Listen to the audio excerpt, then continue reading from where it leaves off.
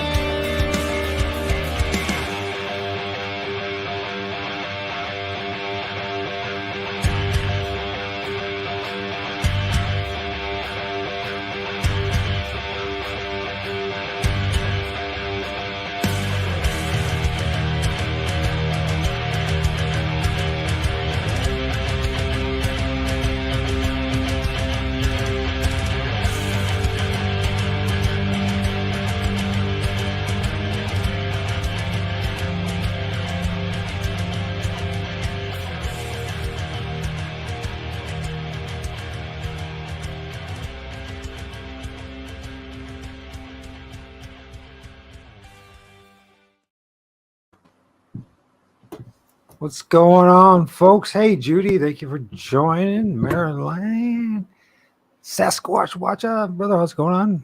I'd say, everyone. Yes, and Mr. Sasquatch Confessions, thank you for being with us. William. Hey, oh, William. yes, and my man here, Sheldon's in the house. Sheldon. Yes, Sheldon, the man.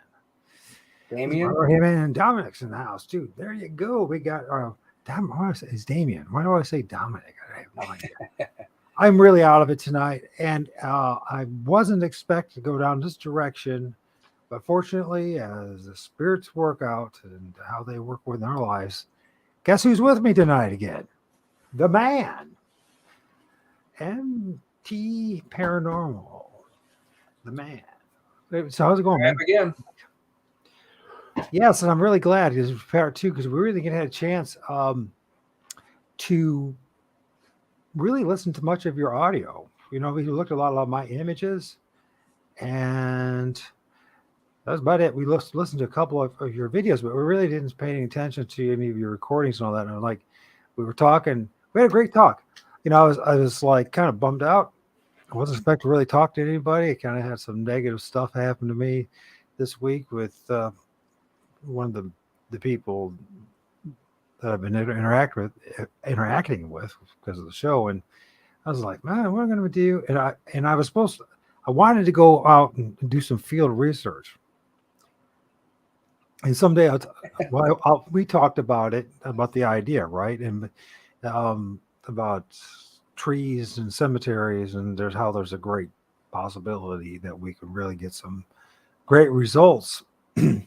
Well, filming all sorts of things. But anyways, and then we talked about some strategies and how to work together. And then in the process, I'm like, why don't we do another show? So here we are. Thank you, man. Mm-hmm. Here we are. So the people, this is something that you guys see this weird thing that I know it's because I've moved, but they did a bad job of filming this entity that's flying in the sky or in the air. It's about 4:20 p.m. Sometime in the past couple of weeks on a weekend. I think it was a weekend. Anyways, it's an interesting looking thing. So, but you're prepared. You want to prepare yourself for presenting, if you want. So Mike, he's going to share some videos of some audio that he's filmed or recorded, excuse me. Gosh, I can't even put a sentence together. I'm glad he's here because actually I don't have to talk that much this time around. And he can do the talking, he can do the sharing, and I can do some asking. Now, guys, if you got any questions, ask too, because it's going to be pretty wild. He's going to be getting these readings, these, how do you say it? EVPs. EVPs. Yeah. And before we go for, what kind of equipment do you use again to get these EVPs? It's it's an audio recorder, a digital audio recorder. And so, but you also use a Spirit Talker. Spirit Talker, which Yeah, is an that's app. it's like an Ovilus device that the spirits they can communicate through it by putting together sentences and phrases using a word database. Well, they're going to do a better job than me tonight, as far as putting phrases together and some words. So I'm going to shut up a little bit if it's all right with you. And if it's all right, I got my just my avatar right now because I'm going to let you present. So if you can get the present, do I have to let you in? Yeah, I got all my videos are my source plus some audios I have in on my folder, and I also put some timestamps. Hey everyone, what's going on? There we go. I put some timestamps. I went back to some videos that I first put together when I did some work for a different channel, and there's some interesting EVPs too that I thought maybe you'd be interested in. I will be. I really do believe that as far as the images that I'm getting and others, along with your audio, I think we're going to go down the right direction here, including when it comes to Bigfoot and Sasquatch and a gazillion other type of entities and spirits. So I think we're going down the right direction here, like tying the two together. So.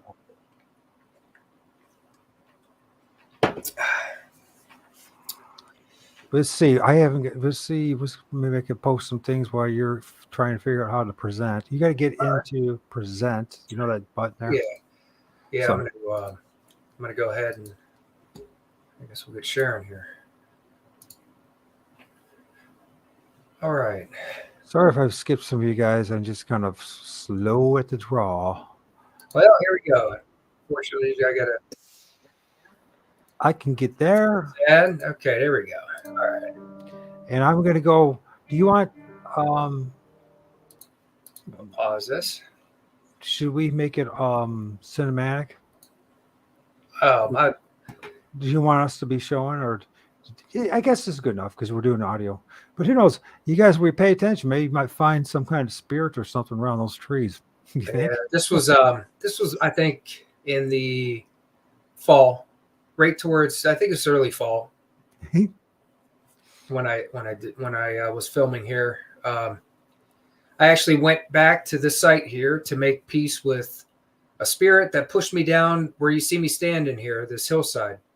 I thought I fell, and I had a couple of my friends, a couple mediums, and Ramona, medicine woman, she reached out, and they were all concerned, and they said they felt I got attacked, and they had no idea though that I fell. So I was going back to make peace because they told me the spirit's name, and he did come across the device. They said that he kind of assisted in me falling. So this is where I was going back to make a peace offering because I always go here, and I thought maybe it'd help so I don't have some spirit trying to push me down the hillside every time I'm here. It's pretty wild. It's pretty wild, yeah. It is pretty wild to even think. We think about, yeah, man, dude, the spirit just pushed me down.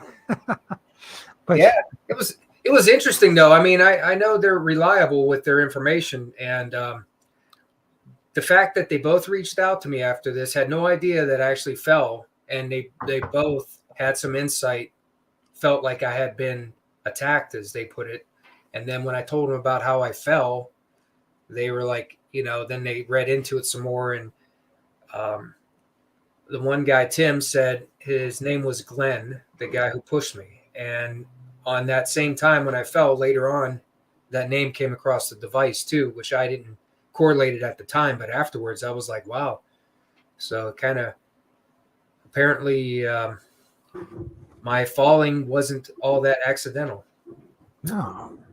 So I was here doing a peace offering because I was given some insight to what the spirit Glenn liked, and I brought some grapes and some tobacco. This is when I started smoking a pipe, and this is what started it all because he liked tobacco. So I bought a pipe and tobacco, and I lit it and was smoking.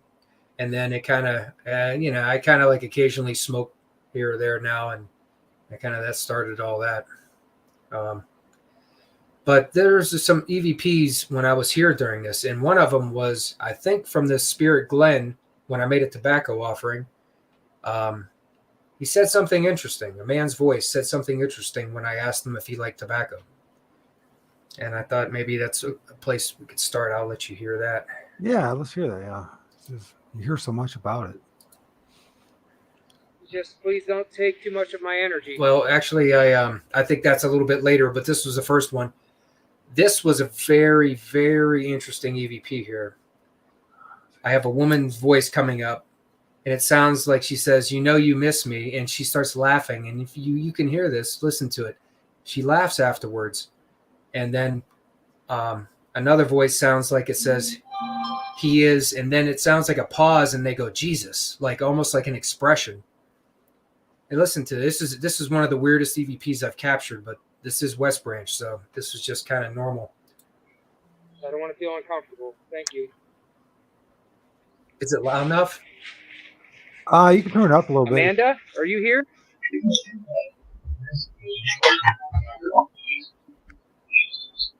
gonna put some grapes down. Let me see. Let me find my audio here. Control and turn this up some.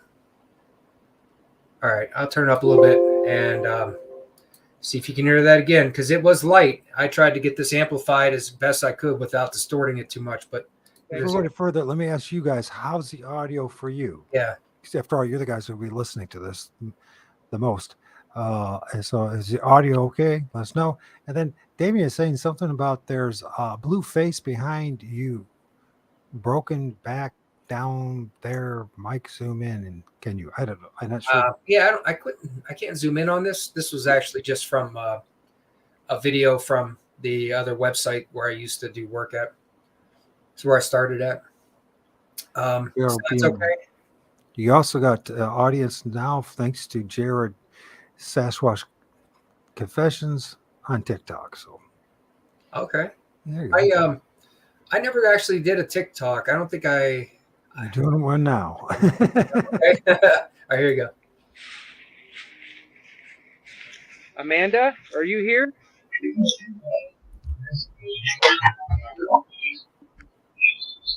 gonna put some grapes down here for you too, Glenn. But that one was an interesting EVP. I'm not sure if everybody heard that clear. It's difficult. I don't want to blast everybody out if I turn it up too loud and then the volume comes back. Well, tell us what it says and then bring it back. Yeah, So it sounds like it sounds like, yes, you do miss me. It's a woman's voice, and if you listen, you'll hear the yes, do you miss me? And then if you hear the laughing, it's really devious sounding. Like you can hear the laughter. And then it says he is Jesus. Well, it says he is, and you hear a pause, and it almost sounds like somebody goes Jesus, like they're like an expression. You know, they're just like Jesus. Okay. And then you hear another voice that says, yeah. That's fascinating. Let's hear it. Yeah, tell me about it. That was crazy when I heard this. Let's hear it one more time. I'm gonna put some grapes down here for you too, Glenn. I think I went. Hold on, let me go back a little bit further. All right, a little bit. Let me back. Oh, all right, there you go. Just please don't take too much of my energy. I don't want to feel uncomfortable. Thank you. Amanda, are you here?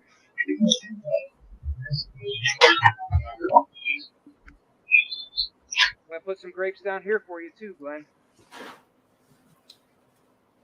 But that was that.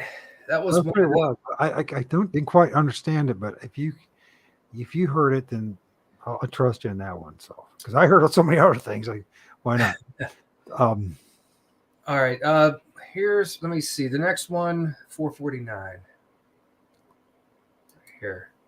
Smoke a pipe. Can you see me okay there? Okay. So I figured I'd bring a pipe here and maybe we could share a smoke. My grandfather used Yeah, right. That was all. That one said, yeah, right. Almost like they were like doubting me. They were like, yeah, right. Let me go back a little bit. Smoke a pipe. Can you see me okay there? Okay. So I figured I'd bring a pipe here and maybe we could share a smoke. My grandfather used to smoke a pipe. It always. Is that what it says? It says, yeah, Yeah, right. It sounds like it says, yeah, right. No, so this is not the same thing that you used. Yeah, that right there is actual voices that I heard on the recordings after I recorded. I didn't hear either of those at the time. Oh, okay, I get it. So, yeah, okay. They were like imprinted on the audio, which is the phenomenon, the EVP phenomenon. You know, what's interesting is that the possibility, at least I'm thinking, before we did the shows, I was kind of pondering the whole idea of like, when we hear these voices, how do we know 100% sure that they're actually humans saying it? Right.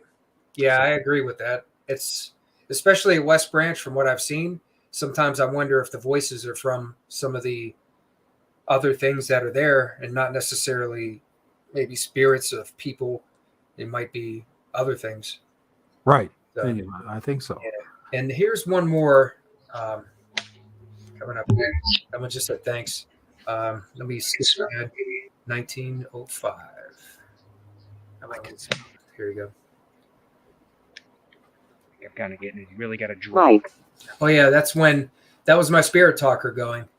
There's my name again. Well, what's the odds of that happening? Yeah, right. It happens when I go to West Branch. This was the very first time on my spirit talker, though, it said my name. Did it say any other guys' names during the time period, or just that? Not that I remember. Okay, that's something right there. Yeah. Let me see. And then the other EVP, I'll play that one for you. I have that one. I have that one here.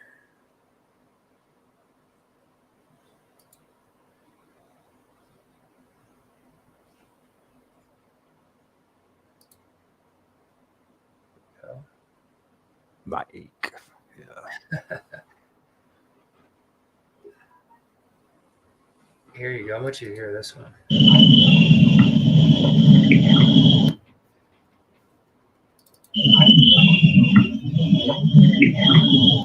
That one was like a whisper. It sounds like it says, Mike, can you hear me? Okay. I'll play that one. The last parts, it sounds kind of quick. It's like, can you hear me?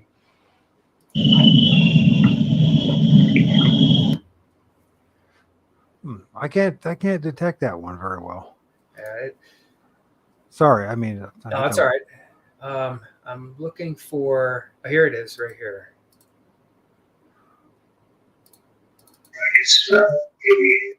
That one was at the same. It was during that same video I was shooting that I was just showing you. What does that mean? Can you let me? What does that mean, Mike? From What's native, a medicine bear claw woman. Oh, she said Donce. How do you pronounce it? Donce. Yes, you pronounce that Donce? Yeah, Tansi. Yeah, that's Donce. It's Cree. It's a greeting. Donce. That's how you are. But do you pronounce it like Donce or Tons? Right, Don, like a D, Donce. Oh, I learned something. Okay, cool. Yeah, that. Yeah, I got all this Ojibwe and Cherokee in me from my grandma, but it's like I don't know anybody, so I don't know anybody pretty much at this point. Like I said, I'm a hermit, so it means hello. Okay, well, hello back to you, and many blessings to you. Yeah, this one. This was when it was the same video I was showing when I was off making the peace offering with the pipe, and I got this. It sounds like it says, I can smell it. Give me it.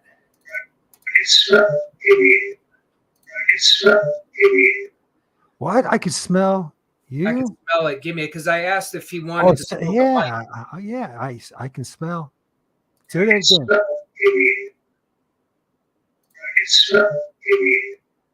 Give me here or give me something. Give me. I could definitely hear. I can smell. Yeah, I could. It sounds. If you listen under it, it says I can smell it. It almost like it says I can smell it. Can you? But maybe. I'm not saying that's what it is. Right. I definitely hear the first part. Right. You hear the first part, and this I picked this up. I can't remember where it's at in that video. That video was a while back, and it's not marked like they used to be. But this was in there, and when I was asking Glenn if he wanted to smoke a pipe with me, if you like tobacco, I got that. That was on my recording right around the same time. All I right. think it was almost directly after, but yeah, that one was a pretty good one. Yeah. I also got one that sounds like it says "I'll kill you." I got that one. You say, oh shoot, did I talk over it? Well, hold on. I can. I think I might be able to pull that up in a better sounding one because I've been trying to enhance them a little bit better. Let's see here. Oops, sorry about that. It was a man asking for tobacco. There we go. Don't I scare you? Oh, here's one I want you to hear. This one was one I did just a little, almost like an EVP session. I usually don't do too many sessions. I usually just record like the entire time. Well, before we go any further with that, tell us a little bit more about the location that you're at here. And this, I mean, all these audios are all from the same place? A majority of them, yes. Like here in this video here, yeah, I'm at West Branch and I'm over in part of what I consider my research site. This is where, when I first started going here, where I started getting the EVPs. Is it okay if you could give us some details about that place, or is it would give? Yeah. Would it cause a problem for? I don't want to cause a problem. No, that's. I know. I mean, one of the things we talked about as well is like so many of us, he's ended up having problems with certain people. And supposedly a part of the community, which really, I mean, there's a lot of shysters that everywhere, but yeah, he's having problems. So got to be careful. The wrong person shows up, they could cause all problems. So. Yeah, in West Branch, there was an area that was rumored to be the site of the West Branch witch, who was a woman that was accused of witchcraft, and she was pressed to death. And Explain that too, if you could, because I never even heard of that before until. Yeah, that was something that they had done. I think is a form of execution that started in France. And what they do is they take the person who's convicted of whatever crime. In this case, it was done to those who were accused of witchcraft and sentenced to death. And they would basically restrain them down and put boards across their torso and their lower body. And then they would stack stones or sometimes weights, usually stones. And they would just keep stacking them until eventually they died from, asphyxiation, just from getting crushed to death. They pop like a balloon. Oh, I'm going to tell you something. It's like, it makes one wonder, because if the people that did that to somebody they accused of being a witch, who really was the witch? And then it sounds to me like the people who did that to her, the ones that practicing some kind of extreme sorcery. I wonder if you can, just hear me out about this before we go. What if the people that did such a terrible thing to another individual, that's them confessing to you? It's actually them that are there, not the woman who was accused of being a witch, but the people who committed such a. Because I mean, come on. I mean, it's like. I can't imagine anything worse you could possibly do to a human being. Yeah. Here, what are we gonna do today? She's a witch. So we're gonna do. Well, we're gonna press her. Oh, that sounds like a great idea. I mean, I can't think of anything that. Yeah, from what I read, I guess the reason why they did that form of execution to witches was their way of pressing the evil out of them. So I think that was part of the motivation to use that technique. And then they left them there. They never buried them. They left them pressed there as kind of like the remembrance of what happened. But in that video, that's part of the research site that I call my research area. There is a pile there. It's a rock pile. And that was from the resources I had trying to find it. I finally found some people. I watched videos and I seen where they went when they were showing that, and I finally located where it's at, and that's where I started documenting what goes on there, because I had a lot of EMF activity and a lot of EVPs there. And there's also symbols and signs that witchcraft had been performed there. Maybe after the fact, I don't know. But My guess is after the what, fact. what would be the signs and symbols again? Well, if you want to see it, you can see it in like my most of my videos of the West Branch Witch, or just any of my research site videos. But it's there's a staircase. It's an old like stone staircase that looks like it was carved. It's on the hillside by the pressing site, and on the bottom of it, it's kind of flat and smooth. There's a carving. Somebody identified it as like a Nakio symbol, I'm not.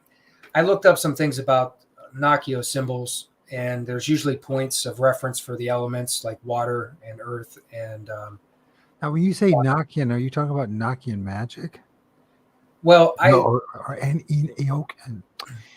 Enoch, like Enochian Yeah. magic? Okay, all right. yeah, that's the person that was giving me some insight was real familiar with Wicca and Wiccan things, so I kind of listened to what he was talking about. Plus, I did a little bit of research because there was part of a bowl, it was broken, and there's a piece there, and it had Wiccan symbols on it, and he said that's what a blood bowl is, and I looked into that, and that's with a witch would perform some kind of magic or spell, I should say. They would use some of their blood and put it in the bowl with other ingredients, and that's what they call a blood bowl. And there's a piece of one with some Wiccan symbols, the moon goddess and others, and that piece was laying over there by that slab with the carving on it. So there were signs that something had been done there. So I don't know how that necessarily affects the environment or what really happened. It's really unknown. Now, is that something that's sounds nefarious, but is it? Is it benevolent? Or Not be. I mean, you know, from what I looked up and researched, I mean, it seems like it really was kind of I guess the ones who use their ability for spells to do something really negative or evil or was kind of like the minority, you know, like something that wasn't that common. Usually they would. do you think they were trying to help this individual soul to be released or something like that? Or That's the thing, is I really don't know what happened there. I just seen the signs there, and I wondered, you know, if somehow that contributed to some of the activity there somehow. Well, it seems to me if there's a just God out there, that the people who did the pressing, they're the ones to be stuck there, and not the poor gal that was pressed. Right, and you know, whether or not they're tied together, my guess would be that somebody that was down there, whoever had been performing some kind of witchcraft, it doesn't look like it was that long ago, because that blood bowl piece doesn't look like it's some kind of ancient artifact. So I think somebody was down there, maybe more, you know, I necessarily say one person, but it looks like there were people there more recently than probably the time frame of the rumored pressing. And maybe they were trying to connect, or maybe they had been living there before the land was taken back or give, you know, to the state, because that's part of the state park. So there's some theories and some, you know, things, but really don't know. But it looks like the time frame was more recent with the blood bowl piece, and that maybe the carving also. Yeah. Well, there's a lot that goes on all over the place. That's for sure. You know what I mean? It's not, you know, for better or worse or whatever. I mean, it's quite common. I mean, I know an awful lot of people involved in one form or another of this. I'm not judging or saying right or wrong. I'm just saying this is what is. Let's go back now to the audio. So now we got to have some idea of where we're at and who might be talking to you. But yet, could there be more than one spirit here too? You know, that's another thing. Well, I'm sure. I mean, from the way it sounds, I hear different voices, multiple voices. Some sound like children sometimes. I also like Cree language. The reason I've been slowly learning some of the Cree language, and the reason why was because I received an EVP in that same area, and it sounds like a man saying "Danse," And that's when I wondered if maybe there might be spirits there, and their language might have been Cree. And Interesting. I thought that would help me communicate better when I go there. And Now, Don, say, did you hear that phrase before or after? I heard it before. Ramona Well, that's interesting because remember we're having the conversation that taught me some ways to say hello and some things in different native languages. And when I heard that, I let her hear it, just to kind of confirm.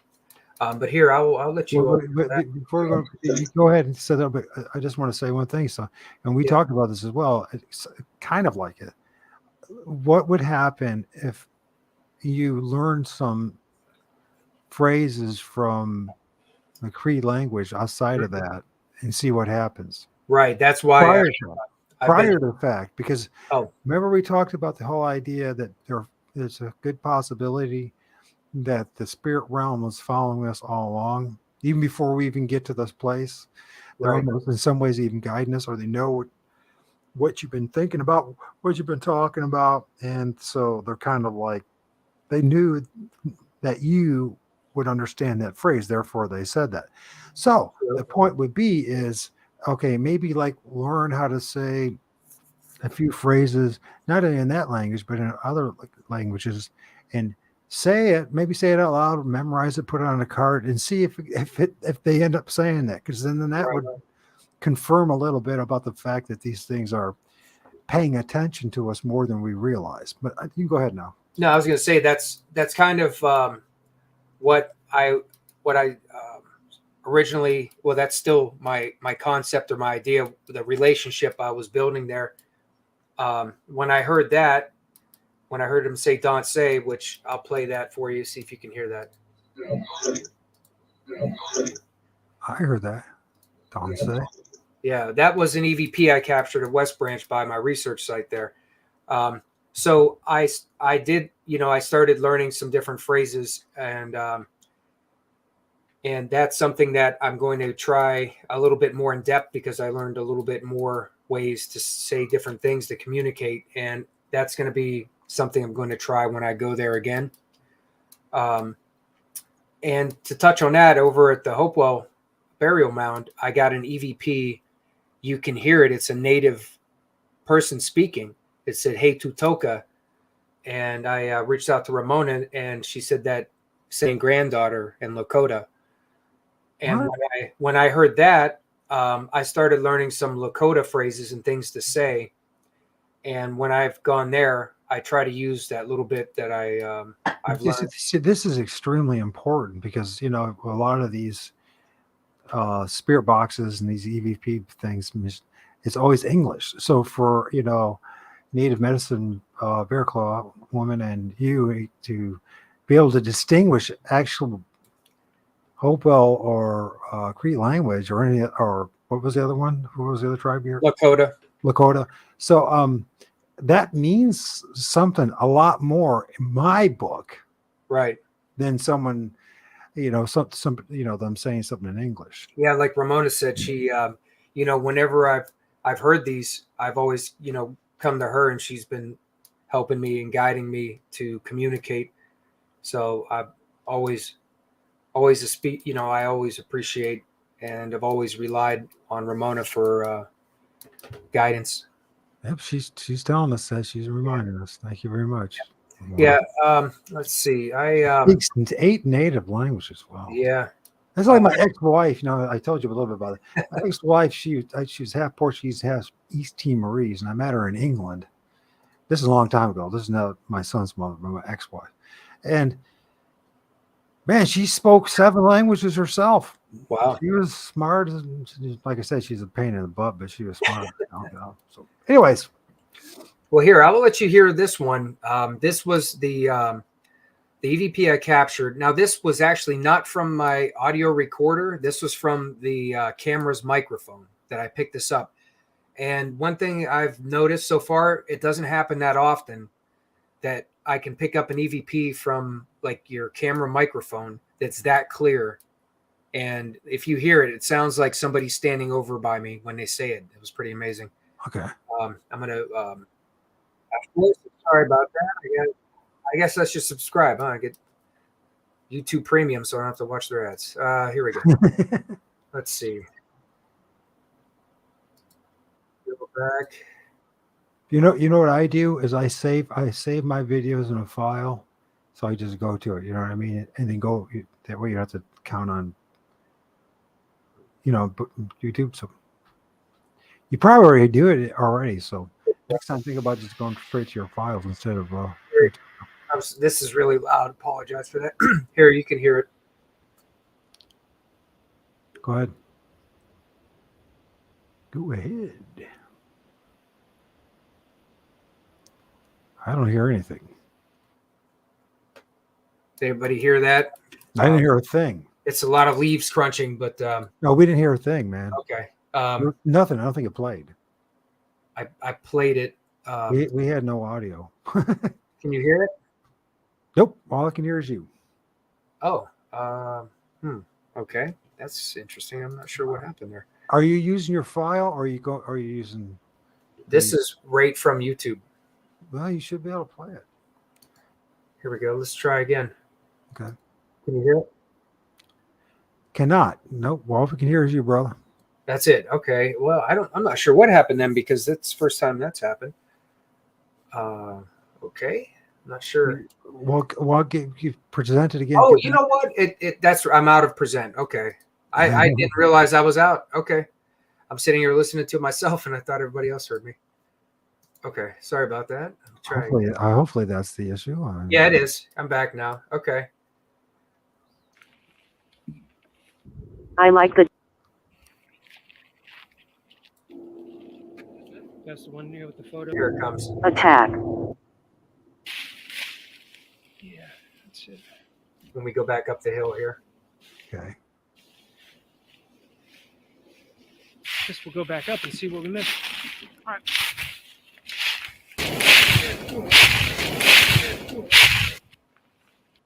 Did you hear that? I heard this leaves. Try it again. Okay. Guess we'll go back up and see what we missed. All right.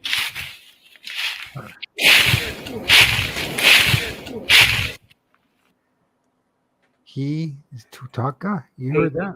Is Hey Tutoka. Is Hey, okay.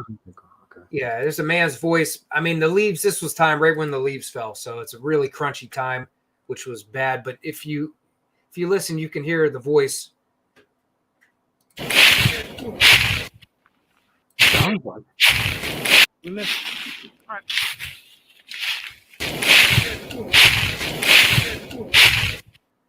Well, that is a very interesting sound to say at least. And it's not your guys' voice. So you guys weren't talking then.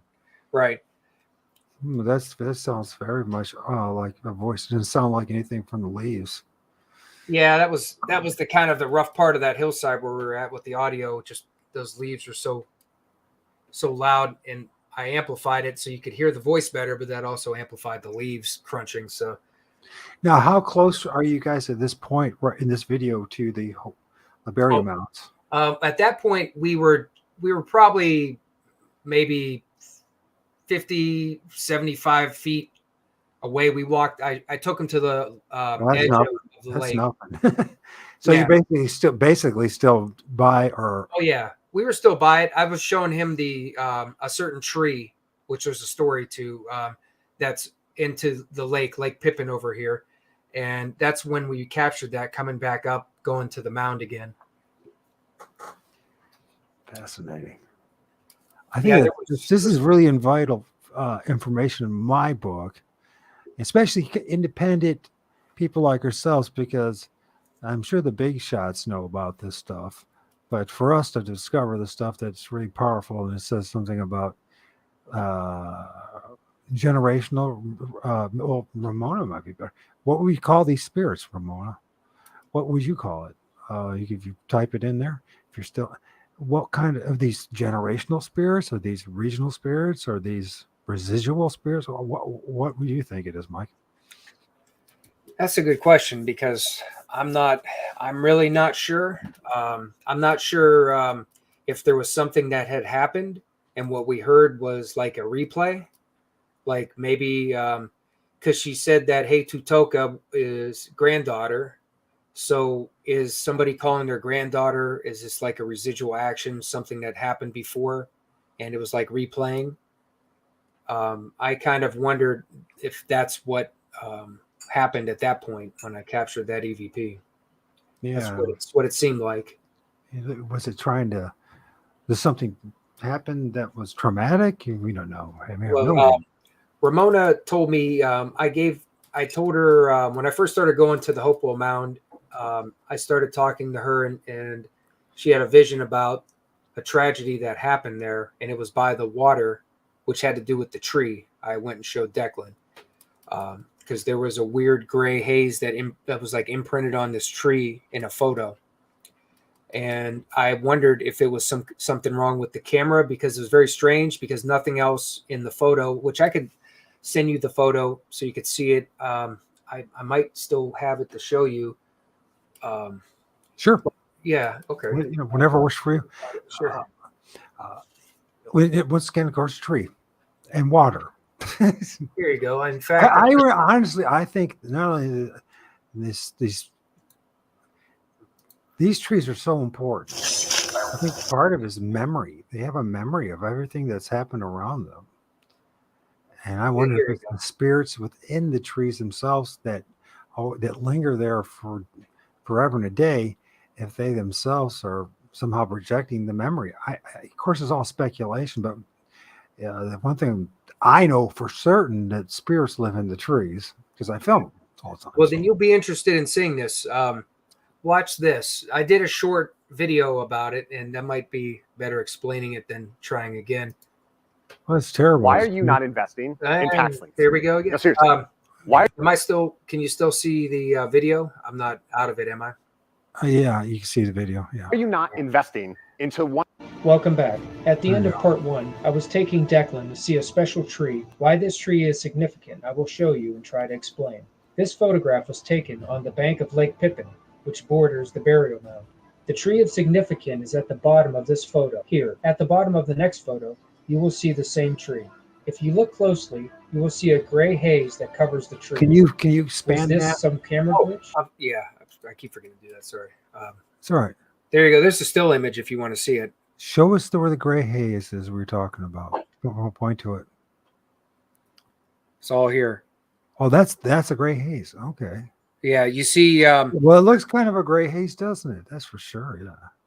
Yeah, it goes. If you look, it goes right to the land, and then everything's green past it. But it looks like it's frozen. Yeah, that's what I was thinking.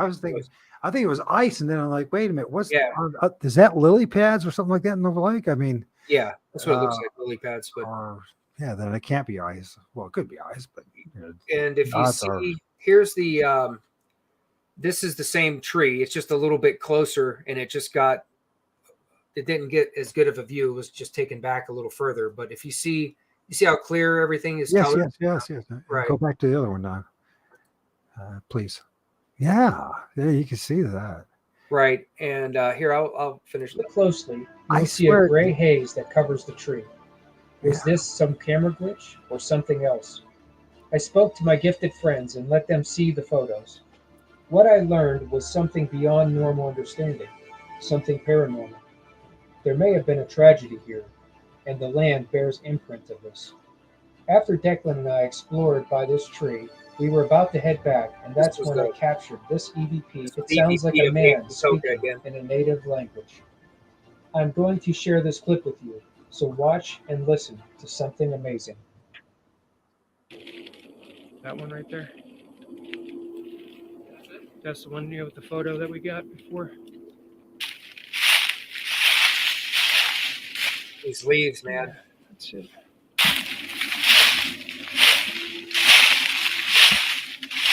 Guess we'll go back up and see what we missed.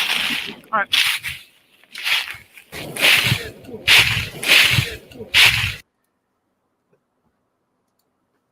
But that was the tree that I took him down to see was from that photo. And that's how you pronounce it, Toko? Toka. And Toka means, again? Hey to Toka, it means granddaughter in Lakota. Like somebody was calling their granddaughter. To me, I don't know what anybody else thinks, but to hear other languages than what you normally, or what it is normally would you would expect to be programmed in some kind of database in a computer or something digital. To hear that, I think gives a Pretty lot. amazing, I think. I think gives a lot of credibility to the whole situation here. So to me, I mean, there's more weight and credibility hearing an a Native American tongue from a couple hundred years ago or whenever it was that happened. Maybe it was 100 years ago. I mean, Yeah, the Hopewell burial mound, when they analyzed the remains, they it went back to 300 BC to 600 AD. So who knows how far back that voice could have been. If it was residual from something that happened, at what point, how long ago it happened, it could have been, ancient. it could have been. And then there's this whole idea that I've been pondering with, that many of our spirits linger in the underworld, in the middle world, in that realm, and so I mean, it's an idea, you know what I mean? Right. I mean, it's not an original idea. I mean, Native American cultures, a lot of them, he said, if you didn't have to do the right rituals and rites and that kind of stuff at the right time of the year, especially when you're passing away or you pass away, that your soul, or depending on even what you've done in your life, your soul could be trapped here forever, or for a very, very long time until, I guess, your penance is done or whatever, before you can go to happy hunting grounds or the star that you belong to. That's what I hear. I don't know. You know what I mean? I don't know what. The more I do this, the more I realize I don't know jack squat. Right. Jack Squatch. That's what I meant to say. Right? This is Jack Squatch. I don't know. Okay. Yeah. There was one actual EVP that I hadn't got around to going over, and I listened to it just before we started the stream tonight, and I amplified part of it, and it was pretty interesting.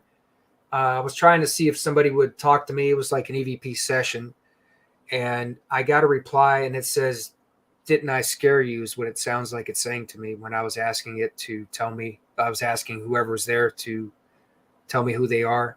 Uh-huh. It sounds like a woman saying, "Didn't I scare you?" or "Don't I scare you?" I thought maybe you'd be interested in hearing that one.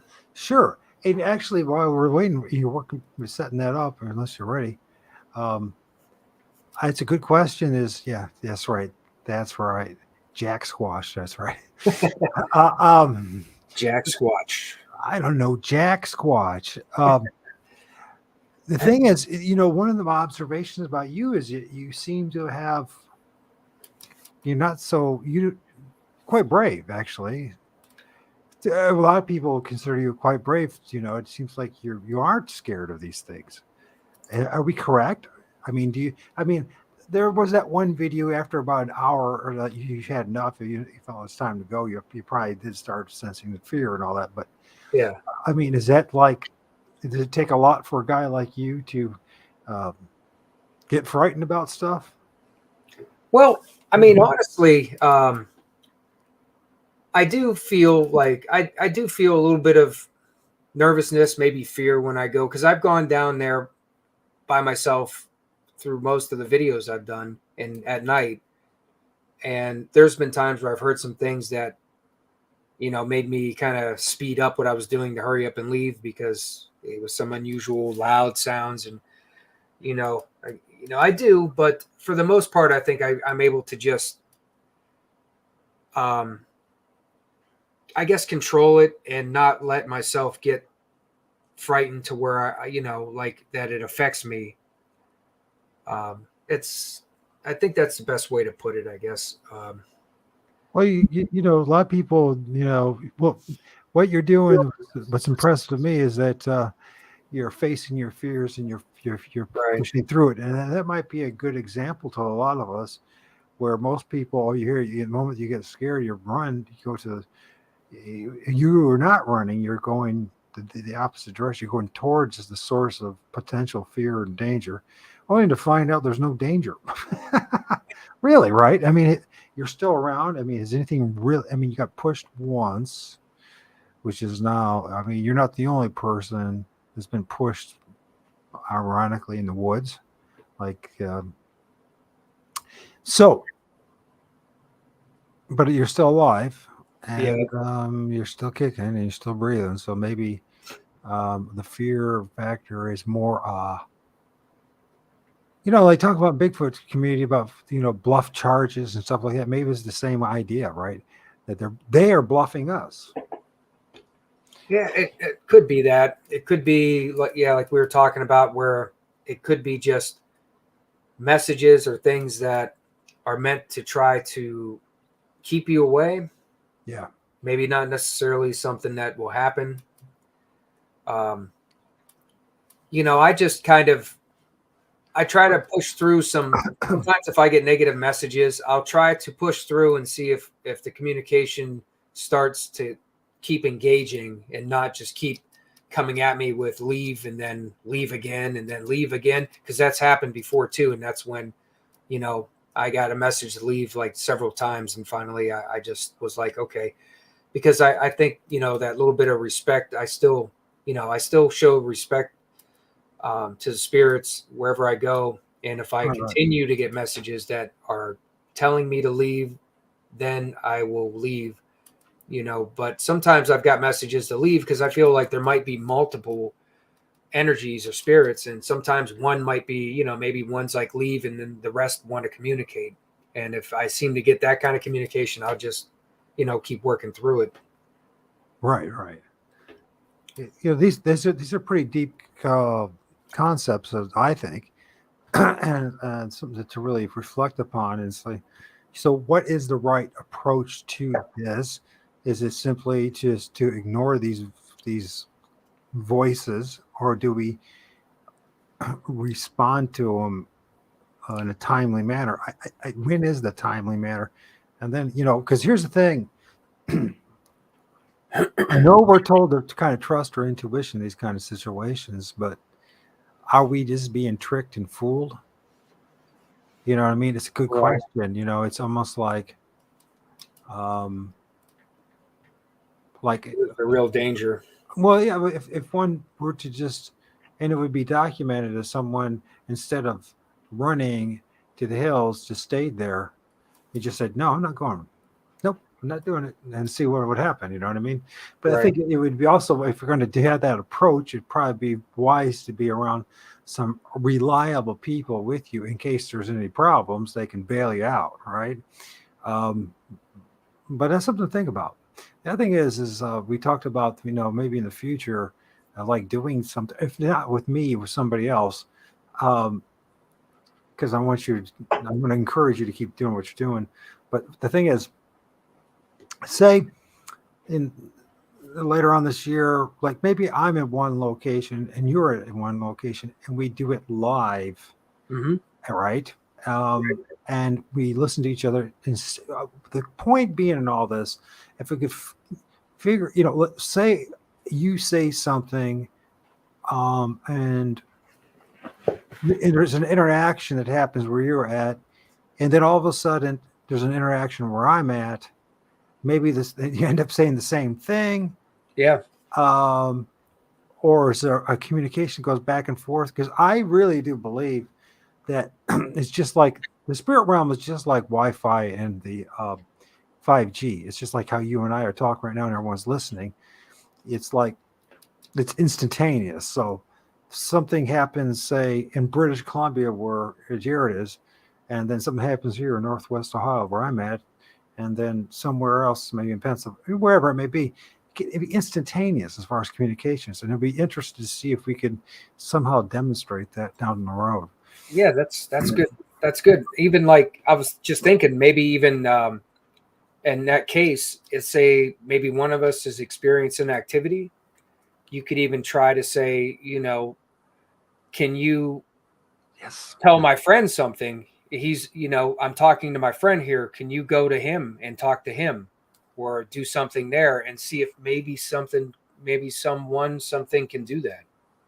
I got a feeling you can, and I got a feeling there's some people that have been around for a while have known that they can, and probably is part of the reason why we even have the telephone, internet, Wi-Fi is because basically they're learning from these things from the spirit realm, right? And then trying to manipulate or reproduce it in a physical sense.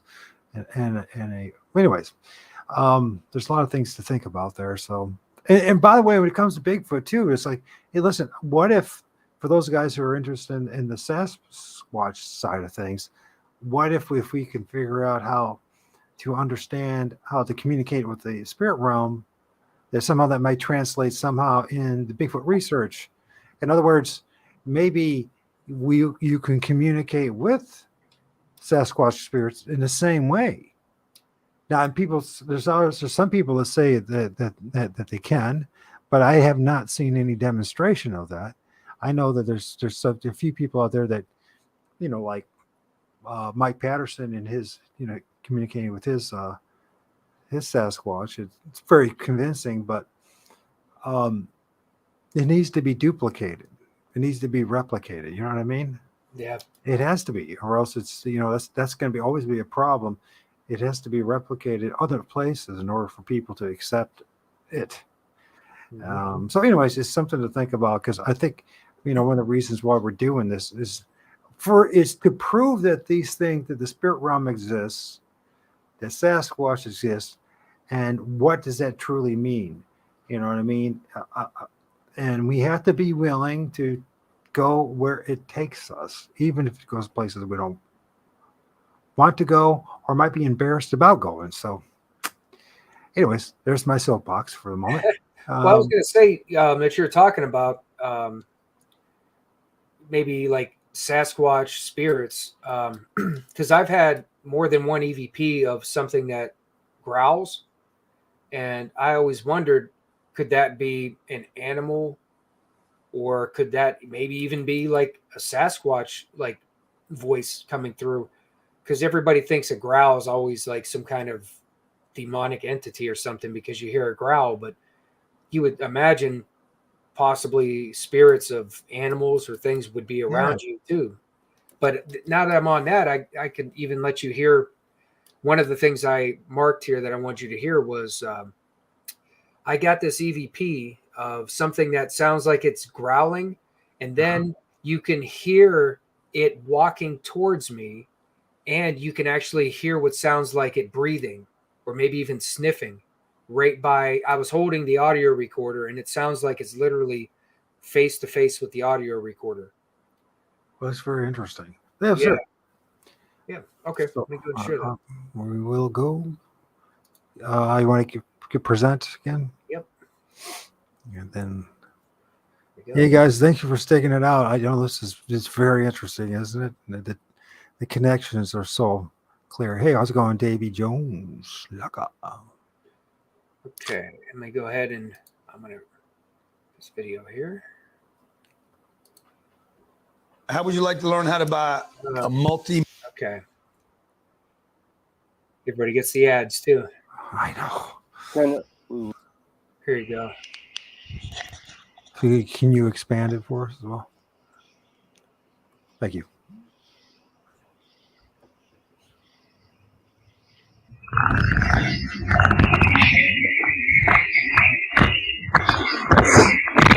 Are we in danger? What was that? Good question. Do it again. I mean, Yeah. is part of that your movement, or is it all just like I put like when this was shot, we both were standing still filming. We each had a camera, but I watched his video and mine for this when I put this video together, and neither one of us were moving. okay? We're talking, and listen to that. Yes. We're just looking around.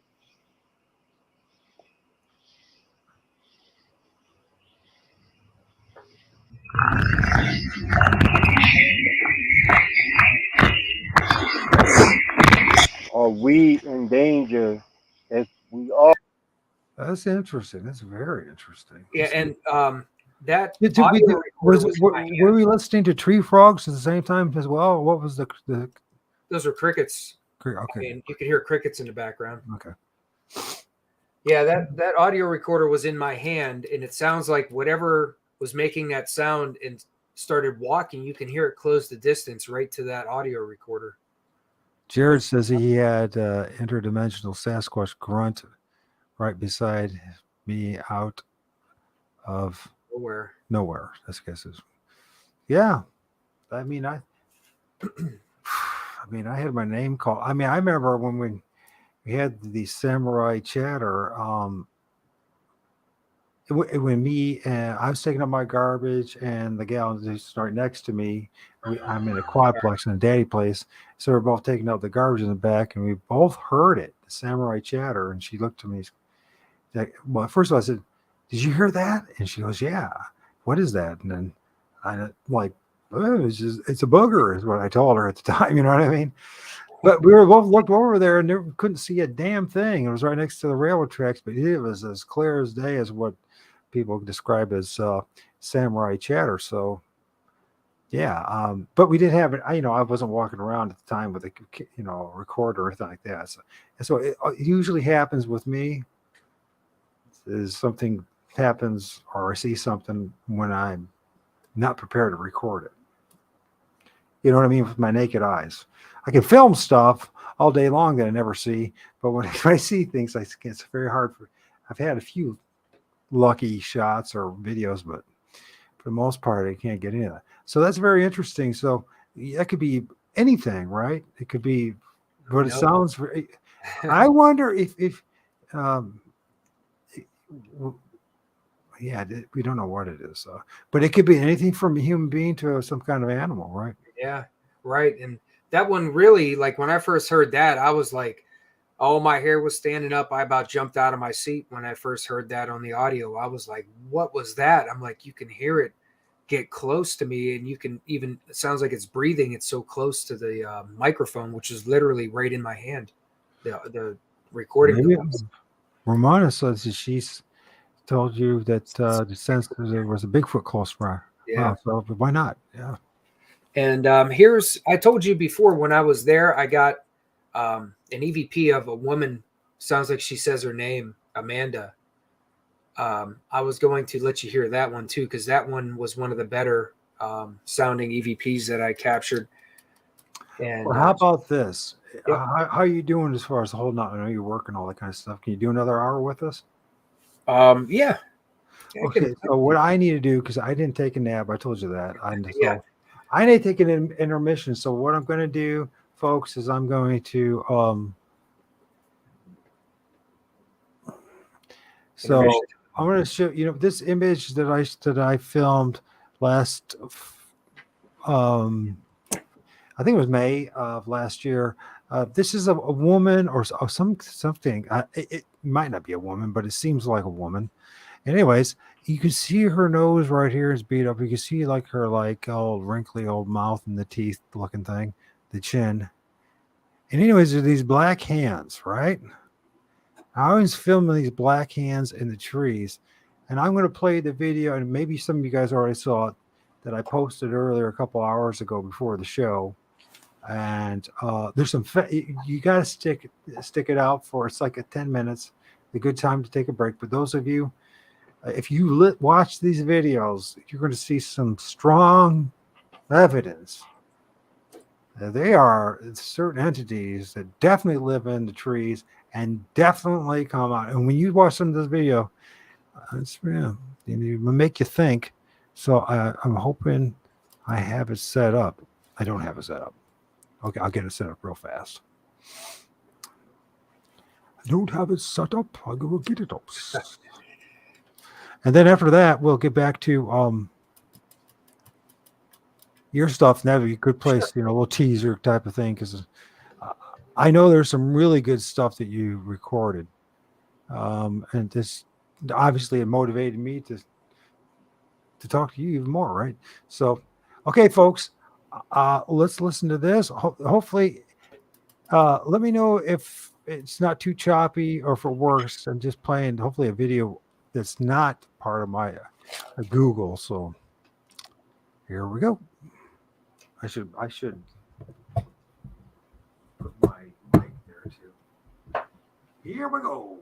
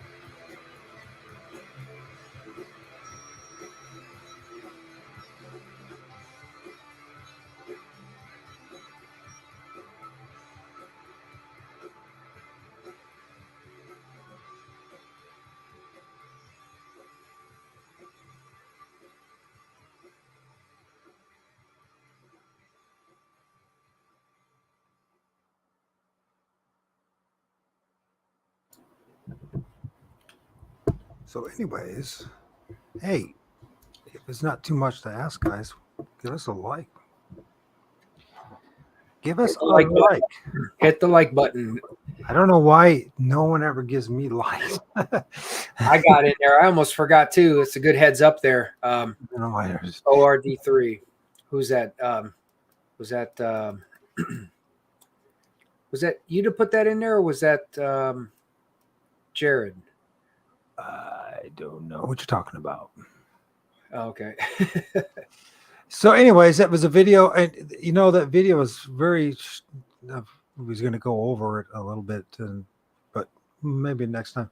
The biggest thing is you notice the black shadowy entities, and that they were filmed, and even those Asian guys, I don't think that was CGI.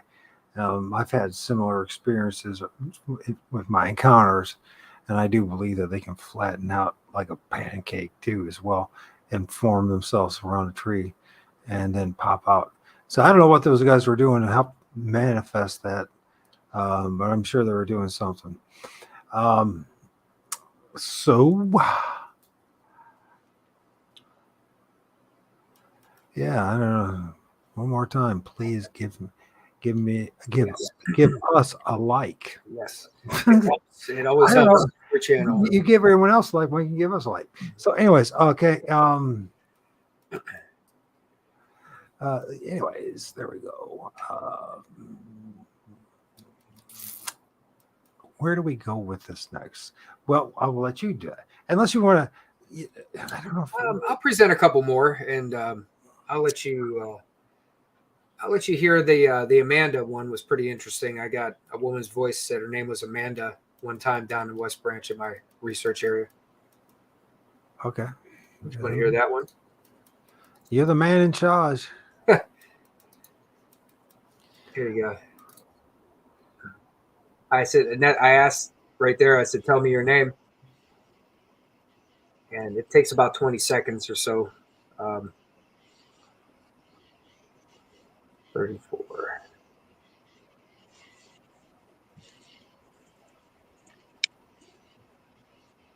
I was getting a big static charge too. My hair was standing up on my arm just before. Yeah, can you expand it for us as well? Oh, yeah. Sorry. I forget to expand it. Oh, what's that?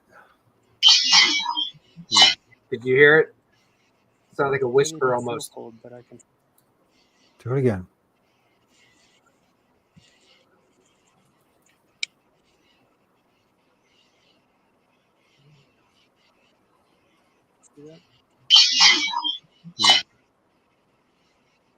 Amanda.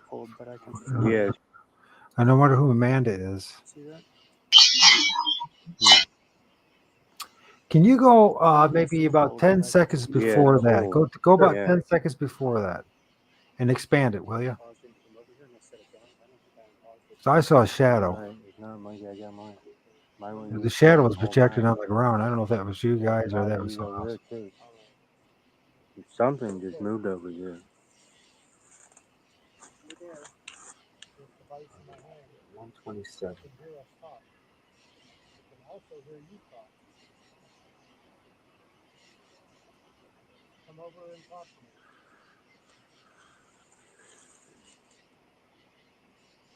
Right there. What's that? Stop.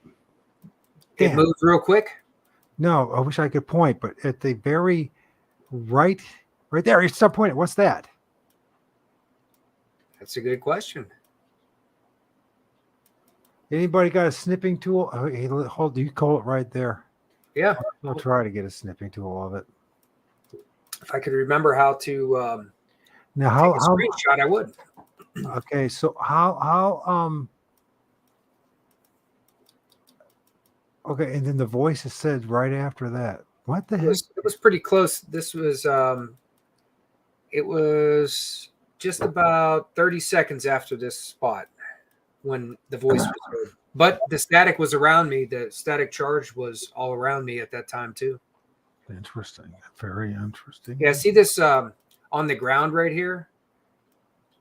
If I'm indexed right here, this is part of an old chimney from a structure that used to be here.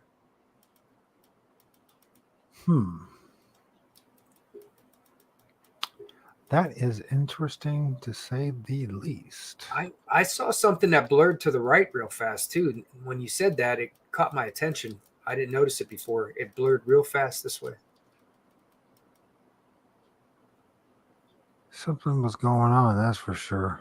Go back just a little bit. Where we at? 2805. Here.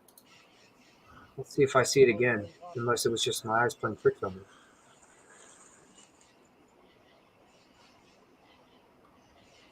Maybe I just. I know we're supposed to be doing audio. There's just like something too. There's another two things going. What is that? It's like there's two entities. That's not you, is it?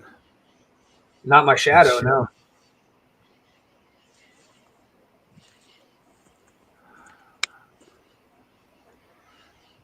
It's two entities. At least two entities right there. I found.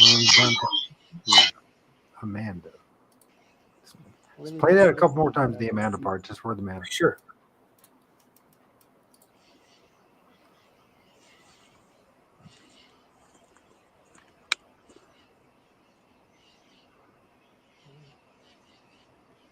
See that?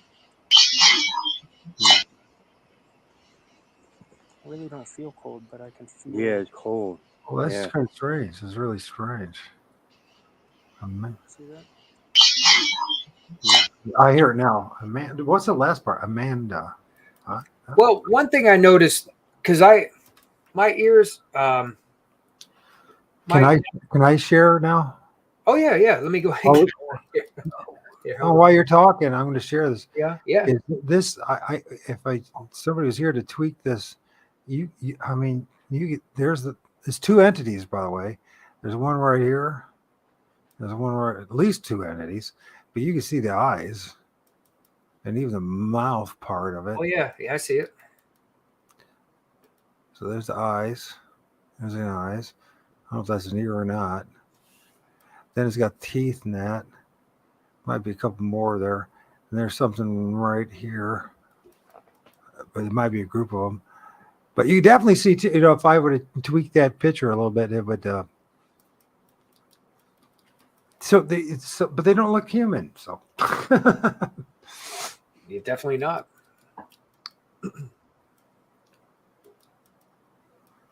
It's a bear, like Care Bear. Yeah, could be. Maybe I'm just seeing things too, but I don't think so. Thomas, were you talking about me or ORD? That's wonderful. I think it was. He said, would it be possible to contact you? Yeah, you can even join us if you want to. Did you want to join us? I'll tell you what. Is that all right? That's fine. That's fine with me. Sure. Yeah, that's the whole point of doing this stuff, anyways, is to get to know people. And I'll put the link in here if you guys want to join the conversation. And here it is. Just follow the link, and you can get in very easily. Just follow the directions. By the way, there's also there's one right here too. There is I bet you that place is chock full of spirits right at this time. And you guys got the reading, but man, you can see the eyeball right there. Can you see it? See where my right there. You can even see the nose and stuff. I know it's Mike. You're just using your imagination as pareidolia, and I'm like, yeah, I've been doing this enough to know what pareidolia is, man. I've been doing it for 6 years, so when I see that, I know what I'm looking at, and that is something. These are entities of some sort, spirits, and this begs the man.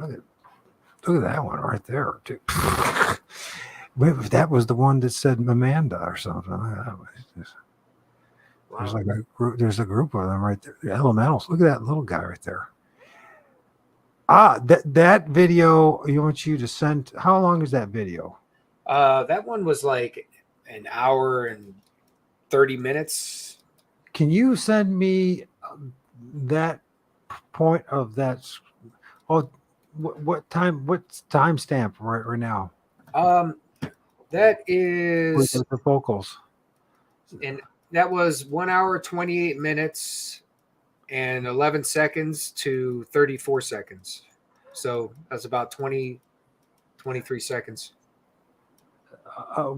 Into the video or Yeah, into the video. It was 1 hour, 28 minutes and 11 seconds was when I asked the question, "What's your name?" And then 1 hour, 28 minutes and 34 seconds is when that Amanda reply came.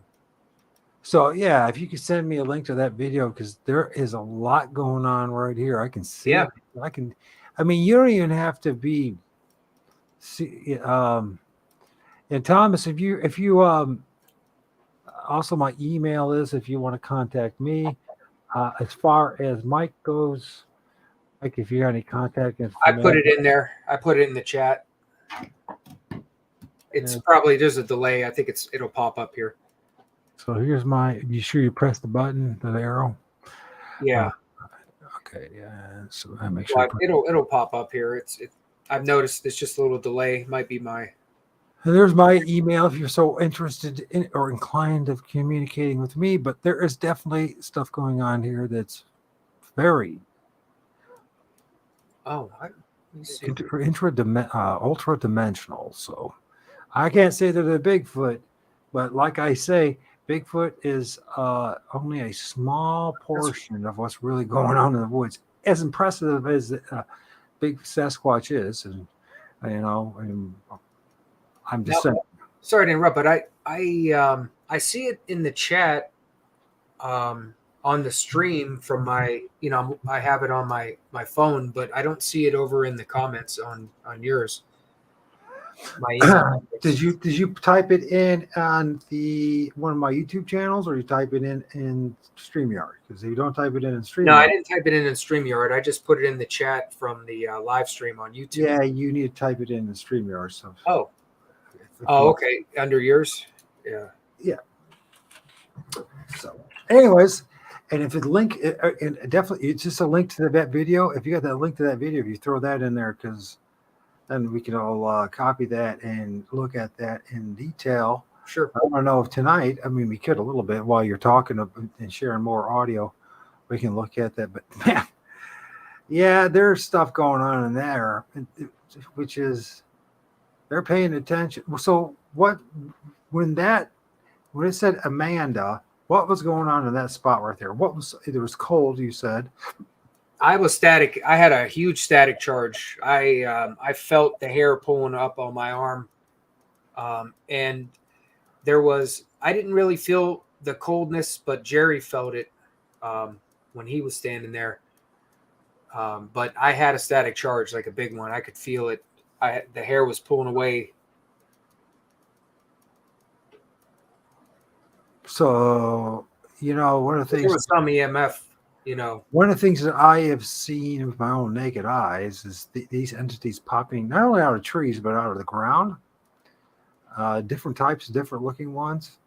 Not only have I filmed them, but I've seen them with my naked eyes. Actually, I've seen them first before I even started filming them. So I just this goes back to that the eternal question: who's actually speaking to us? Yeah, that is a good question. I'm not really sure when I'm out there.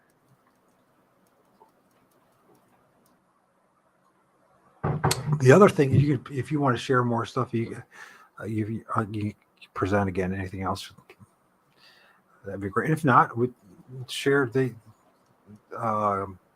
Could you put the link to that video in the comment section on StreamYard for me? Okay, please. Sure. If you don't want to, I will play it on my end and we'll stop when I see something, because there's a ton. I mean, by the way, this is at night. What kind of lighting are you using? Just a standard flashlight? Hang on.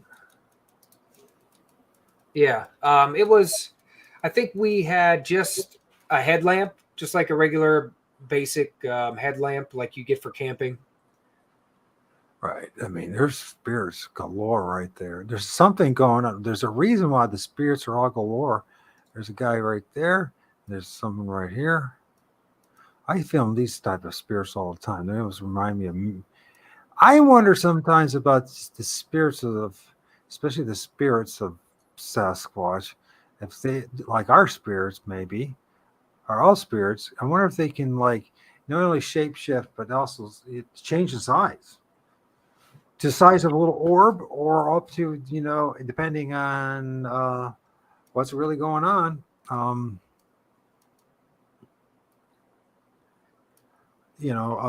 Certain ceremonies, rituals. Well, I know like what happened with the Patterson film. It's not showing up, buddy. I don't know where. But if not, you can show it to me later. I put it in the private chat. I sent you a link to that video. Oh, you sure did. Okay. And if you could repost my email address, I sent that to you in the private chat. Okay. That way, Thomas could have it. Anybody else who wants to reach out, you can contact me at that.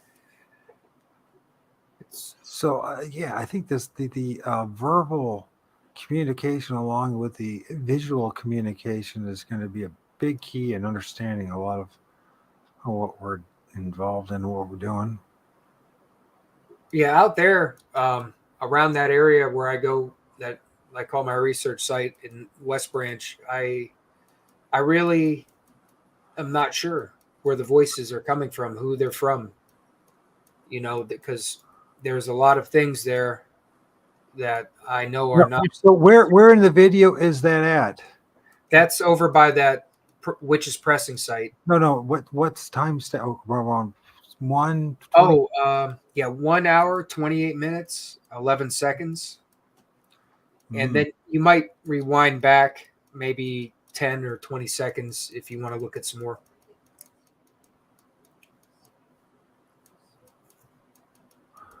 Yeah, Thomas, it's Mike Torn 1276@gmail.com. MikeTorn. You can see from this distance right here, you can even see things. So there's a lot, at the bare minimum, when you're dealing with some elemental spirits involved in this. Is there like any tree structures around here or anything? Did you notice? I haven't noticed them, but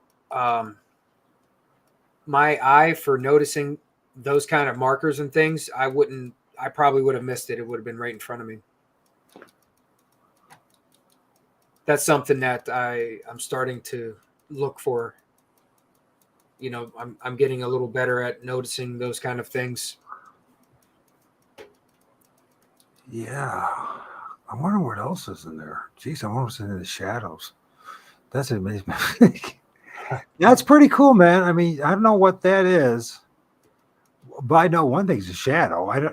That's not part of that rock. Yeah. It's not a deep reset to that rock. So there's something going on right there. So that's a pretty cool find along with the audio. So we actually have some kind of visual identification of something.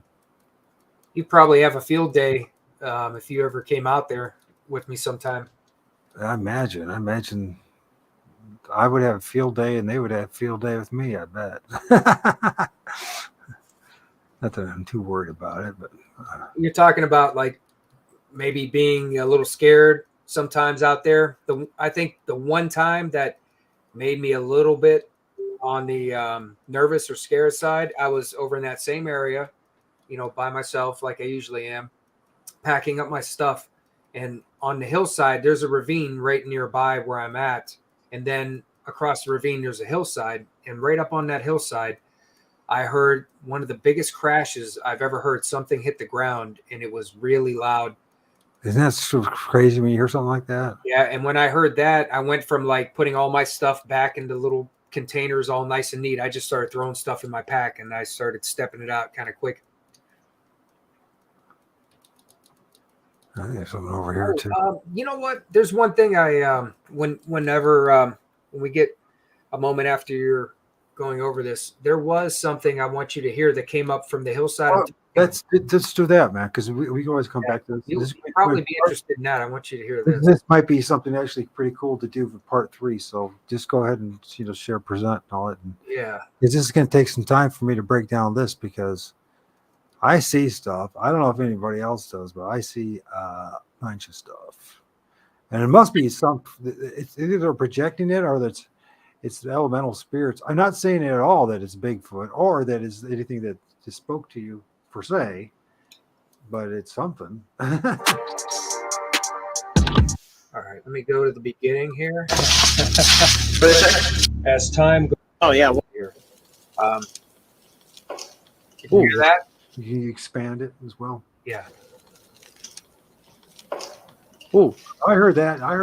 That's about with your traditional tree knock. Or no, that sounds wood.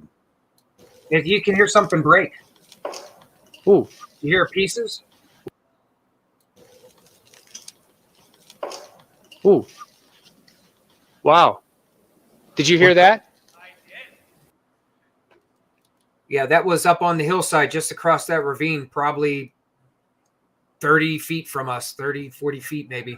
Oh yeah, man. It must have been seriously spiritually charged. That it's funny how that works too. Like I took a few photos today and after we talked and it's just I knew the only thing I filmed a whole bunch of turkey vultures flying over my place, but no spirits today. And I don't know what that's about, except that some days they're manifesting and some days they don't. I didn't feel it at all today. In fact, I knew I wasn't supposed to go anywhere, and that's the reason why you called as well, by the way. So whether you realize it or not, the spirit realm does manipulate us and does interact with us in my book. And so, they brought you, we weren't even supposed to even do a show today. I was going to do something else. It's a surprise. And I know this, and the spirits do that. They do. Well, they want, and I wonder if they do want it to be. I think they want it to be revealed in their own way, kind of, whatever that means. But they definitely want to be revealed, or else they wouldn't reveal themselves. They would fight a little harder. I think it's funny. When I began 2017, that's when I had the strong spiritual warfare, and then it ended. And there's really, I guess they come to terms. They just accept that I'm not going to give up. So they're just like, oh well, we'll just tolerate him. Which is probably more than what most human beings do with me. So I guess I should appreciate that. If you look at my there, look at the what is this area that seems raised above everything? What is this place? That's the pile of stones there that was supposed to be where she was pressed at. Okay, now we start to make some sense of what we're looking at here. So this is where she was supposed to be pressed at, and this is the same spot where we end up filming all these spirits there too. Yeah. I think this would be part 3. When we do part 3, I'll break down this portion of the video and do my best to find some stuff. I think, well, I didn't try very hard, and I saw something. Yeah, there might be something right here too, right there. There you are, and there might be the shadows. Always look in the shadows. Always looking at shadows. Day, night, doesn't matter. You have that recording of the one, which actually, if you still have time, I really would like to do a little bit about that video you did just last week, with the outdoors during the day. And that, it talked about the shadow, called your name, mentioned witchcraft. So if you're willing to play some of that daytime one would be fantastic. So, because it's so clear, and I know it's a different type of recording, right? So I'm impressed with what you got going on here, and I didn't hear anything foreign, but that doesn't matter. The fact of the matter that it brought up this stuff, and this is the same location, right? So yeah, would you film last week the same location? Well, that was a different location that I filmed, where I had the EMF detector out and the REM pod on the log. That was a different area. It was a newer area of the park that I hadn't gone to before. Okay. How close was it from this location? I Let's see. That's a tough one to know, to give you an idea, because Mile, 2 miles, 10 miles, generally speaking. probably about at least 2 miles. So that's not very. In a location like this, that's not too far. Yeah, it seems far, but it's not really that far. Thanks, Thomas. Appreciate it.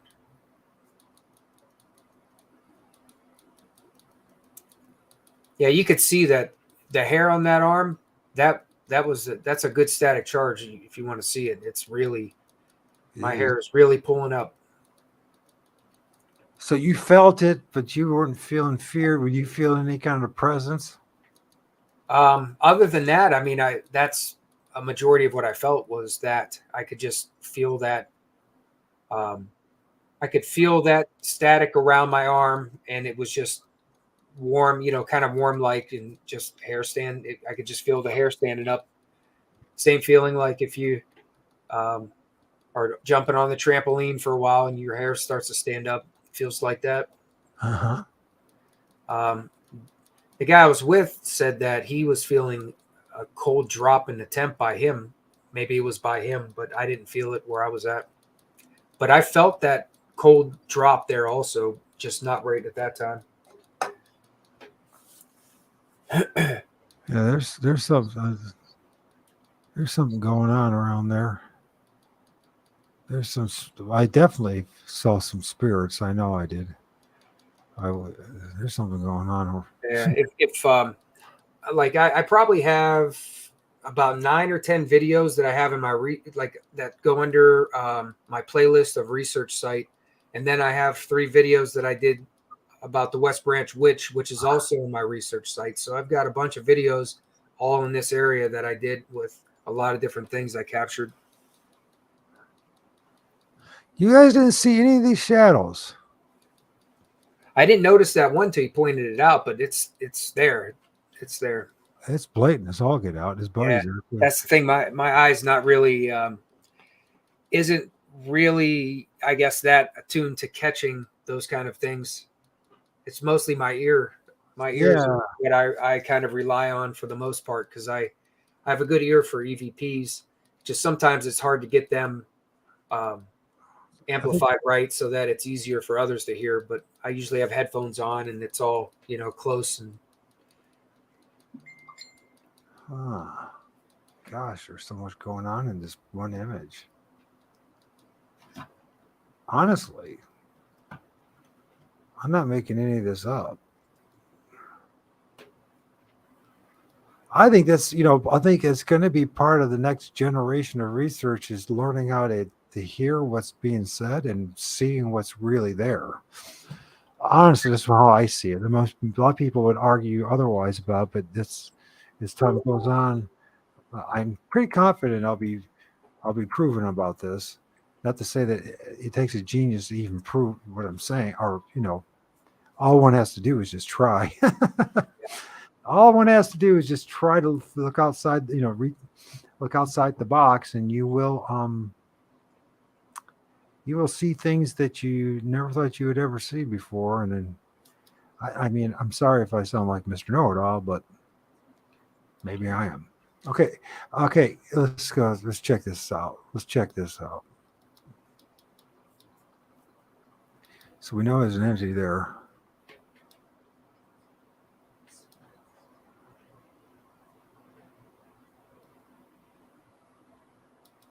I'm one-eyed dudes. What is the one I wanted to look at?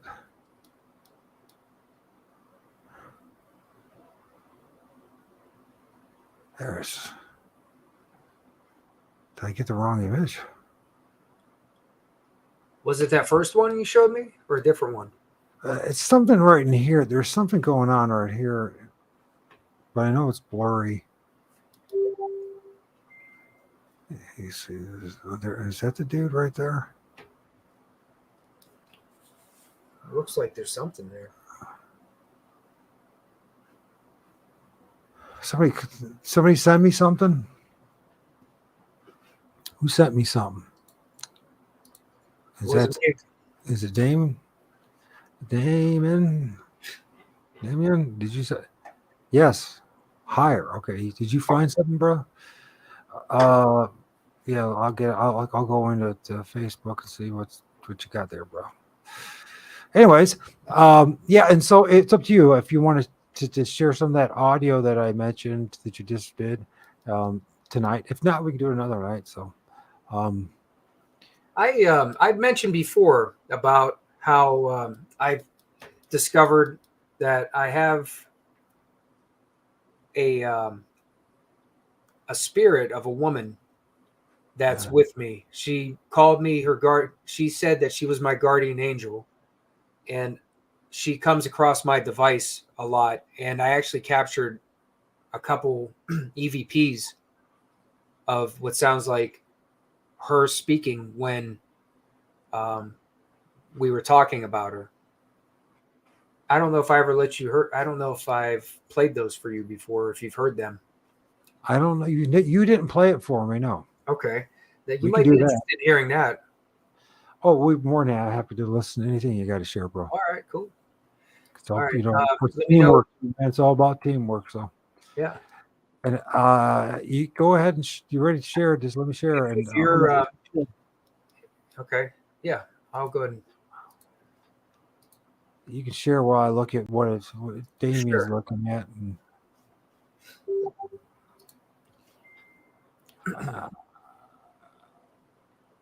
oops, sorry about that. Right here.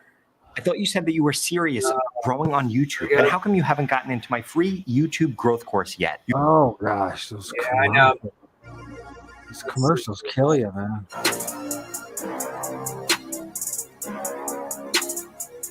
Let's see here. That's a good capture, Damien. Good capture. You even see the eye. What's up with always showing the one eye? Anyways, Here we go. Okay. It's been Okay, Charlotte. When I first got communication with her, she said her name was Charlotte, and she's come across my device a lot of times. And this was at the Hopewell Mound, and the name came across my device. Now listen to this. Oh, hello. Charlotte. Of course, Charlotte is always with me, and I'm grateful. it's chock full. That area is chock full of it's chock full of spirits. Anyway, It's like a playground. I'm used to that because I film that stuff all the time. So I'm used to. I mean, that's what I was going to give Tugger go over an image that I filmed back in of May of 2022, or the number of entities that I filmed just in the edge of the woods. Well, let's do your thing. So Okay, yeah, this was a time when Charlotte came across my device and listened to the EVP that was captured right following it. It's been. Oh, hello. Charlotte. Of course, Charlotte is always with me, and I'm grateful. Did you hear that? Weird. It sounded like some kind of. Yeah. What was that? That was strange. Yeah, here it is again. What was that? Oh, hello. Charlotte. Of course, Charlotte is always with me, and I'm grateful. And one thing I noticed after you hear that high pitched like sound, if you listen real close just after it, there's like an echo or a change of pitch, but you can hear something else being said. It sounds really weird. Very strange. It's been. Oh, hello. Charlotte. Of course, Charlotte is always with me, and I'm grateful. And there was one time, I'll share this one with you. It's almost like we said, "Oh, really," or something like that. It's like it was very odd. I know that when I first heard that, I had one of those moments. I'm like, what was that? It sounds so odd, like almost like angelic, like kind of singing or voice or something to me. Yeah. And then there was this moment here. Somebody's there. I don't know if you heard that or not. There was another knock. What was it? Right by us or something. A weird noise. I don't want to be like paranoid. It was strange. During this moment, just before that, I asked if they were there, if they'd make a noise, or we got a message that said throw also, and then something hit a tree by us, and you can hear it. But like that sounded like a rock. I don't know if you heard that or not. It's like right here. I don't feel anything here. Like I feel cold, but it's not. Right. This right here is like freezing. Now it was just under that. It sounds like a. It wasn't. It was. You might have to listen close for that one. Freezing. Right there. Here. I don't feel anything here. Like I feel cold, but it's not. Right. This right here is like freezing. I don't know if you could hear that, but you can hear. There's something. It makes like a thud. It's like. I heard that. Yeah. I don't know what it is, but I heard it. Yeah. Fine. Let me see if I got my stamp here for that. Okay. The screenshot that Damien sent is shocking. Oh, I want to see it. Yes, you do want to see it. Yeah. Once I start circling these entities, it's like watching it's like, I honestly think that the wind, the ether, everything, just the way trees move, and I think the spirits are involved with all of it. I personally think, and I personally think that when we talk about electricity, they themselves were the ones that emit this. That somehow they had harnessed that. I know that there was burning of coal or gas or whatever to generate but there's something spiritual in all this too. Now I think that Tesla knew this as well. So, all right, I found the spot here. Like a trauma message. I think something that happened. I want to ask a question. Sure. Is Charlotte here? I don't know if you heard that. Yes, he asked if Charlotte was here, and it sounds like there was an EVP. It sounds like she's like a whisper, almost like this says yes. Message of something that happened. I want to ask a question. Sure. Is Charlotte here? Charlotte, were you able to hear that? I heard something. I have no idea. You got the ear for me. So if you guys can hear what he's saying, just give me like a 1 if you can hear it. Give us a 1 if you can hear it, and a 2 if you can't. Play it and so that we know where we're at and all this. Here we go. He's got the ear. I got the eyes. Apparently, I mean, you know, that's the team, huh? The ears and the eyes. The team, right? Until like trauma message or develop. I'll play it one more time. Of something that happened. I want to ask a question. Sure. Is Charlotte here? Sounds like yes. Yeah, it sounded like yes. Okay. Yeah, this is also where we see. It's interesting. Like for me, I have to hear it 2 or 3 times before I can hear what you hear. It's kind of like the same thing with me, and I point out an entity to people. I'll take some. I wish they would, like when I share these images of people that these videos, that she would stop them at each section of or each image and try to see what I see, and instead of just dismissing it. You know, because once like I'm saying, you're helping me develop my ear. Hopefully, I can help you develop your eyes, and then we can then go to a greater understanding with our senses, and you know what I mean, of what we're experiencing. So, let me share this, and then I know you have to get some sleep and all that because of work. But first of all, so Damon showed this. This big. I filmed these things before too. Okay, so it's funny. There's his eye right there. Yeah, I see that. There's his forehead. Mm-hmm. It's like some type of doggy looking thing. Okay, but he's not the only one, because this is the one I saw. Here's this guy, his eye right here. This is his head. His nose is right there, and here's his mouth. Do you see that one? Yep. If you don't, let me know, because we got lots of things going. We have shadow people here too.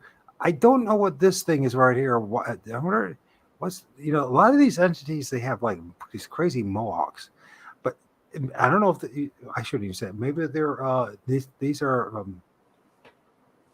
more. If we get a different image, I'm sure we'll get even a better. There's just one right there that we already saw. But there's another guy right here. You see this outline of it. It's not very good as far as detail seeing the face, but sure we could break that down. There's a dude right here. And here's the thing too, when it comes to spirits, they don't look all the same. Everyone's like waiting to see like human beings or Bigfoot or a dogman. I'm telling you, these things come in different shapes and sizes. Once you can see the eyes, it's like my buddy said, he doesn't even spend his time doing this stuff, right? And he brought it up, right? And he's busy doing work and writing his books and doing his other things, chasing women. He's not even interested in this stuff. And he realized that the eyes are the key. You got to look for the eyes. If you don't look for the eyes, and then you have to accept the what we call high strangeness, right? That these things look like so many different things, like this thing right here. What entity do you know that looks like that? You know what I mean? It kind of looks like a dog, but it's not a dog, right? Or this thing right here. And you always have that, the one, part of the face is always covered, but this guy is clearly an entity. You can see the eyes. You can even see the eyebrow on it. If I had a different image or if different software, you would even see the cheekbones of it, the chin. There's one right here. You see that big outlier right there? Yeah. And I think this is the entity right here. It's almost like, I'm not sure though, but this definitely has an eye right here. What else is there? And I don't want to waste too much time with you on this unless you're enjoying it, because I thoroughly enjoy finding the entities. This is just a few of them. And it makes a lot of sense. So you have this pile of rocks, right? And you have spirits, or the elemental spirits, and how they use the rocks, the soil, the water, the roots of the trees, and all that. And if there's something that was traumatic there as well, for some reason, they feast off these things for ever. The trauma. Now, I know that kind of sounds like they're all just real negative or something that demonic, but I'm not saying that.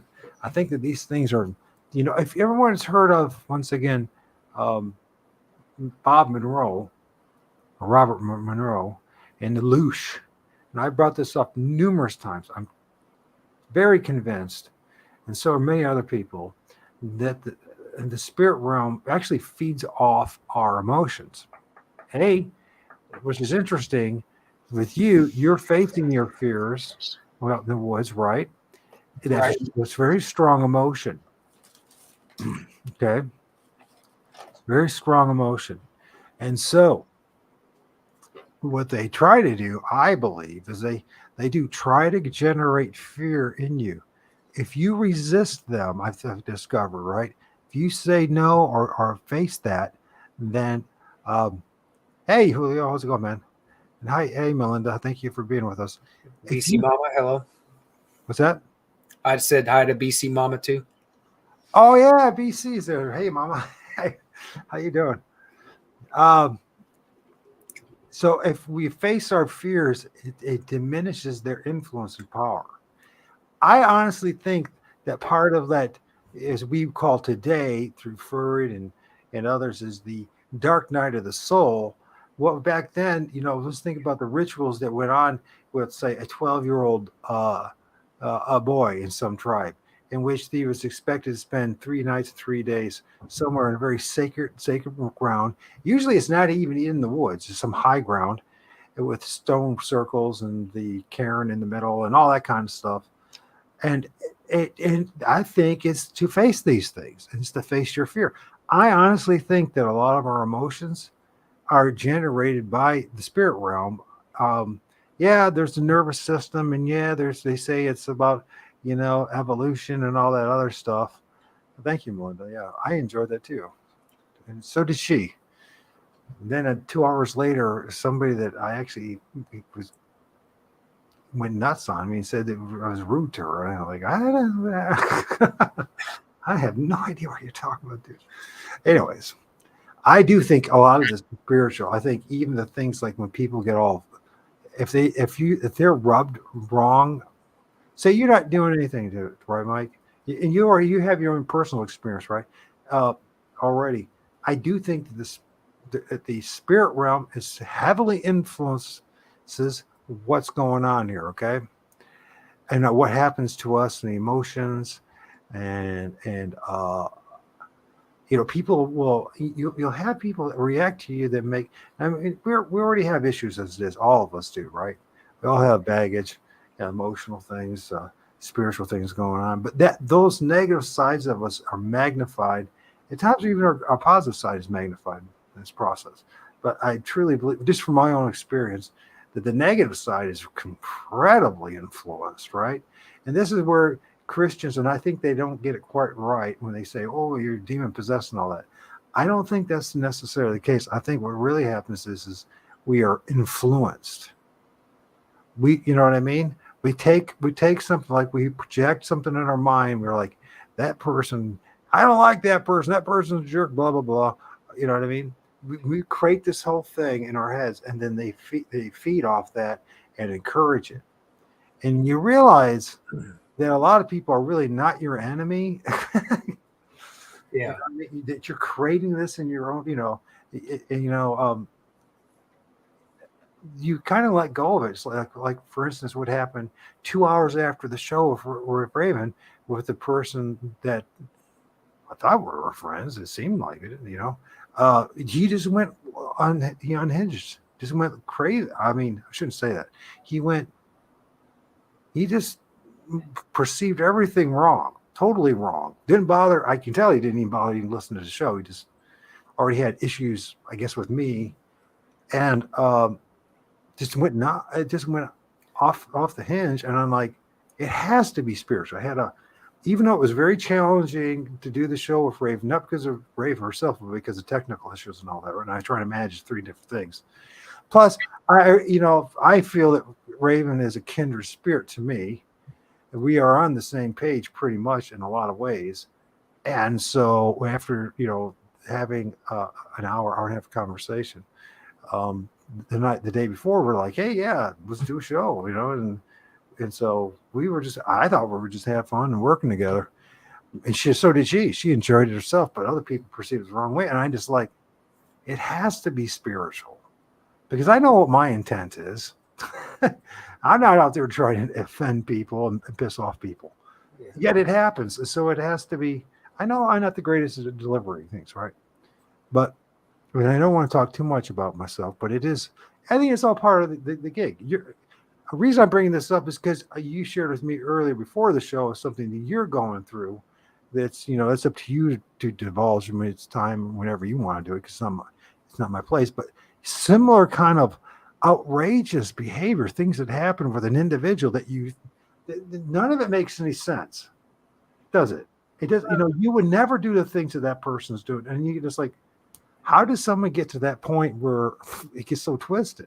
It has to be those are the people that I found you don't need them in your life. And if people are making comments like that, I give the like on the comments, unless it's something that violates guidelines, then, I delete it. But anything else that I don't agree with, or they're trying to start some kind of argument with you, I usually just ignore them, because this guy was really close to me. This guy's close to me. I thought this guy was like he sent me some money, right, which I didn't ask for, right? And he said, you need new clothes, which I don't care if I need new clothes. But he insisted upon it. I said, okay, if that's what you really want to do it. And this is what happened, because this is how the spirit realm works, okay? So I get the money from it. It wasn't, it wasn't a lot, but it was very generous. And one of the things that my mind thinks, because I don't really need it, I'm very comfortable living in poverty because I have other issues. I focus on other things and things in this world. That's why. And so I'm not focusing on a job or another kind of stuff like I used to be, right? So the money that he sent to me, That same day that the money was sent to me, 2 people out of the blue, and no one ever asked me for anything, right? But one person, they're about ready to lose their home, so I sent them $20, and the other half, somebody only had 48 cents in the bank account, and I said, "Well, I'll send that rest of it to them," right? And and to me, that my thing, and I'm not bragging about it. I'm just saying that this, because it's nothing to brag about. What I'm saying, my thinking is, if somebody gives something to you, right? It's very generous, and you have then that turn to turn around and then give back to someone else who's even greater need. It's a magnification of what we call blessings, right? Not for myself, but because there's somebody else that really needs it. You know what I mean? You know what I mean? I can get by and not have anything another month, as far as a new T-shirt or whatever kind of stuff. So, but he got all up. He just got unhinged about the whole thing. And I was like, dude, I thought this is why I have such a struggle with Christianity at this point, because I have done nothing but problems with people who I thought were on the same page, only to find out that we're completely not on the same page. Oh, sorry about that rant, folks, but I needed to do it. That was cathartic.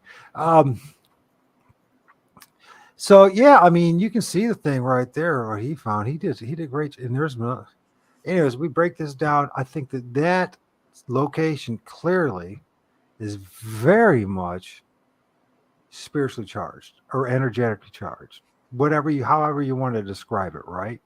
If you don't believe in spirits, think of the energy side of it, or whatever. There's something seriously.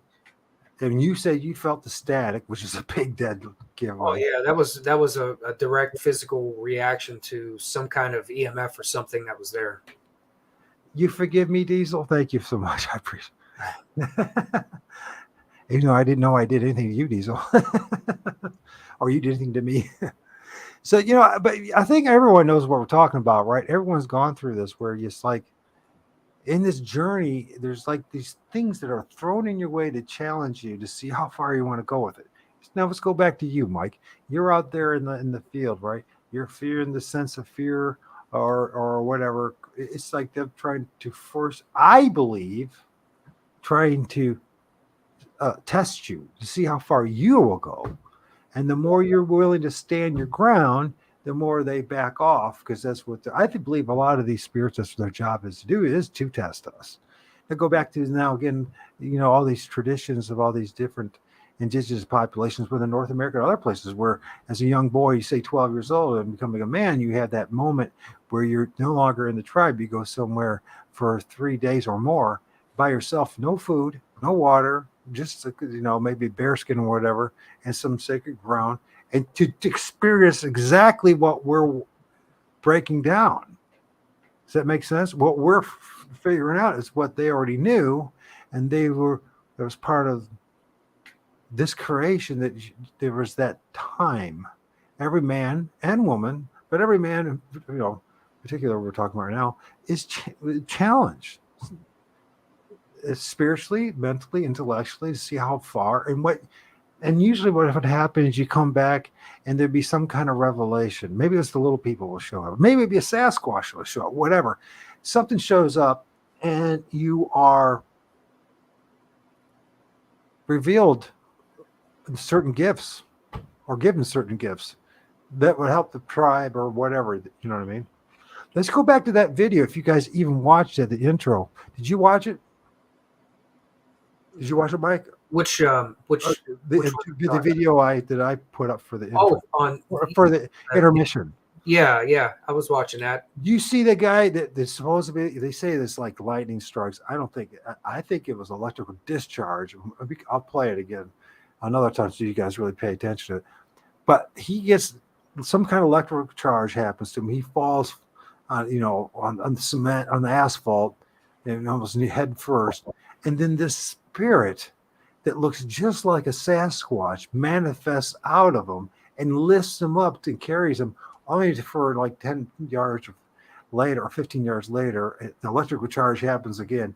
They say it's lightning, but it cannot be lightning, because if it was lightning, it would light up the whole damn place. But there's like electrical discharge or something, and he falls again.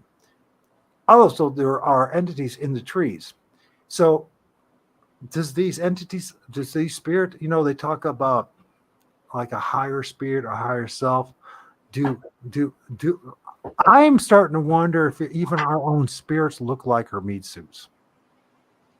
I wonder how much do we look like one of these entities.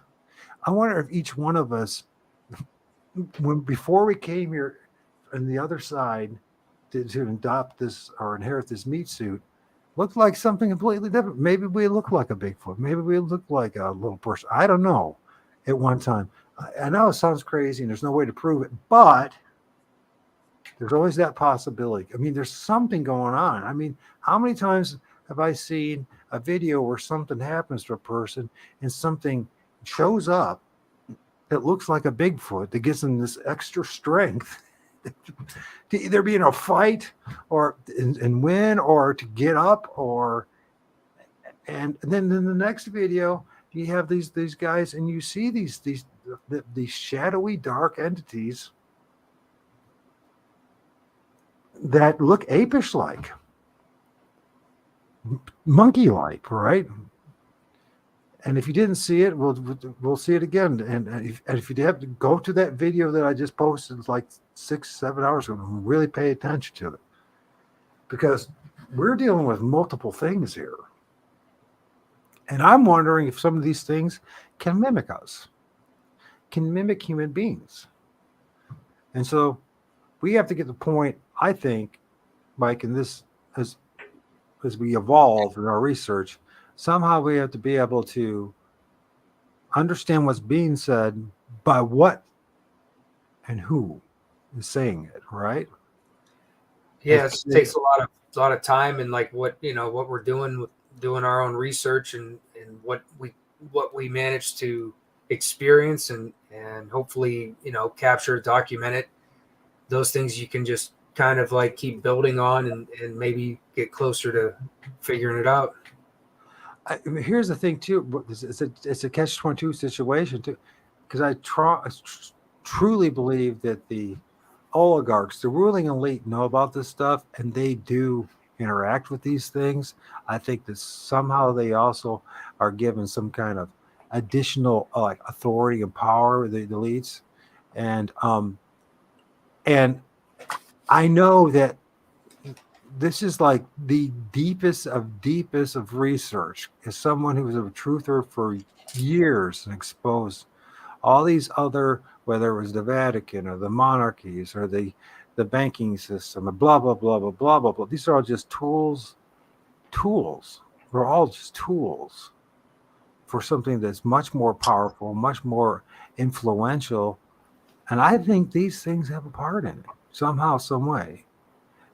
I not necessarily think that they are the head honchos in the spirit realm, but there's something going on in the spirit realm and they're involved with it.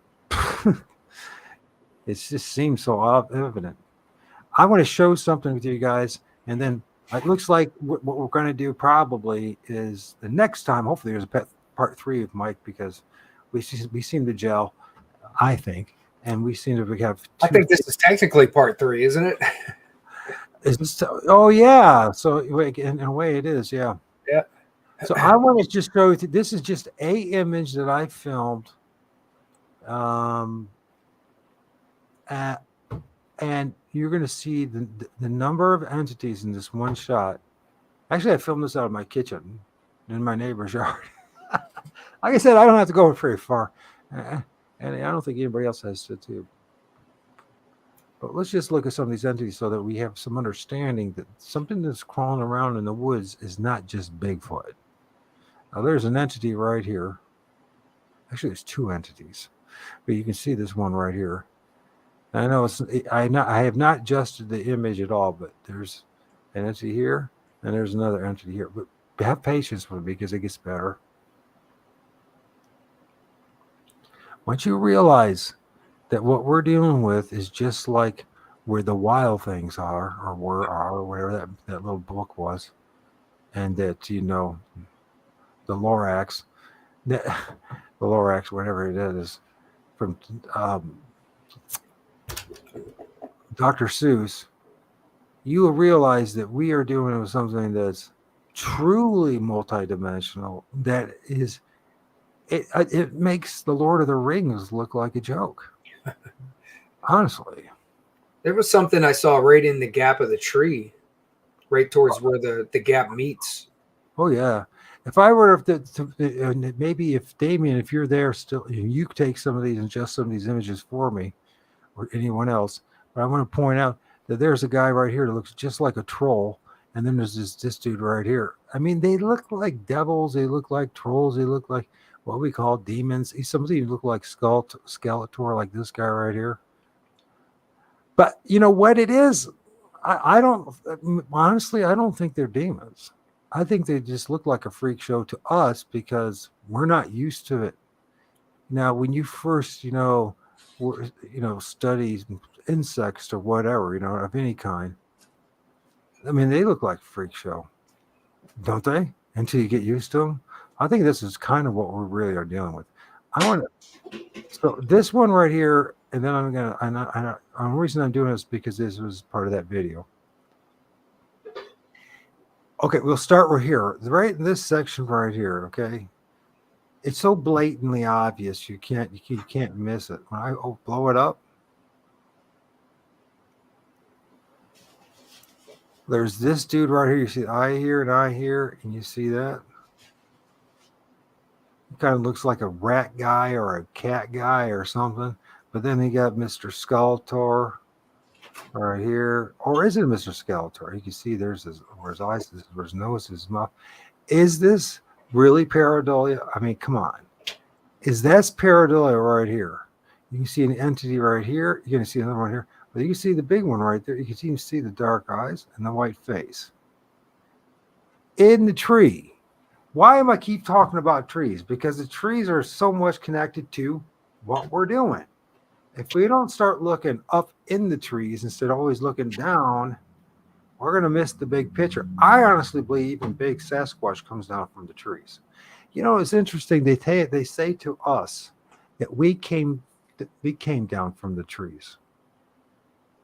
You remember that? They all say that our descendants were monkeys and we came from the trees. And I say that we actually did come from the trees, but it's not anything like what they said. We used to have massive trees, and we had such a connection with the trees, and everything had a connection with the trees. Something cataclysmic happened, and not in such a far distant past, that has just altered everything. I actually believe that our ancestors, not too many generations ago, commonly interacted with these interdimensional things. And what happened is that the Vatican and the Jesuits and all that demonized all this, accused everyone of being witches, did these inquisitions. I mean, they took out this not a few people. We're talking probably billions upon billions of people in the past 1,500 years. Thousands upon thousands of indigenous peoples, tribes, destroyed, wiped out. I'm sorry to be preaching about this, but we are dealing with the aftermath of what happened. And I think it's starting to come back to us. Our memory, our own collective memory, and the memory of, when I say collective, I'm not just talking about some beehive type thing. I'm talking about ours and the spirit realm. We are so connected to this stuff that we don't realize it. We've been truly disconnected for a bit. We're coming back. I think it's so important what Mike is doing. And I don't know if he agrees with me yet, but I know, Mike, as time goes on, you're going to realize the significance of what your work is. And it's not just to be a paranormal investigator and gain some kind of popularity. This is going to go much deeper and much further. It's going to go. I mean, you can even see how they manipulate the branches, or the leaves, if you start studying things. It's so important to take attention to the trees because they are the key to the answering of a lot of the mysteries that we're dealing with. This one's a very interesting one right here. You see that and that? It's got like a beak eye and a beak kind of thing.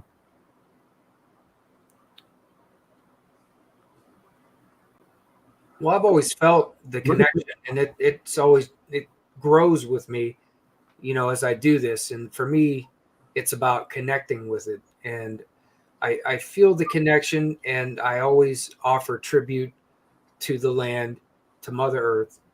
And I feel that growing like that, it just from what I've seen and heard, it just feels like that's natural if you connect spiritually, but then like I said, you stay grounded because we're human, and we carry on, and we do what we do, and stay connected spiritually as well.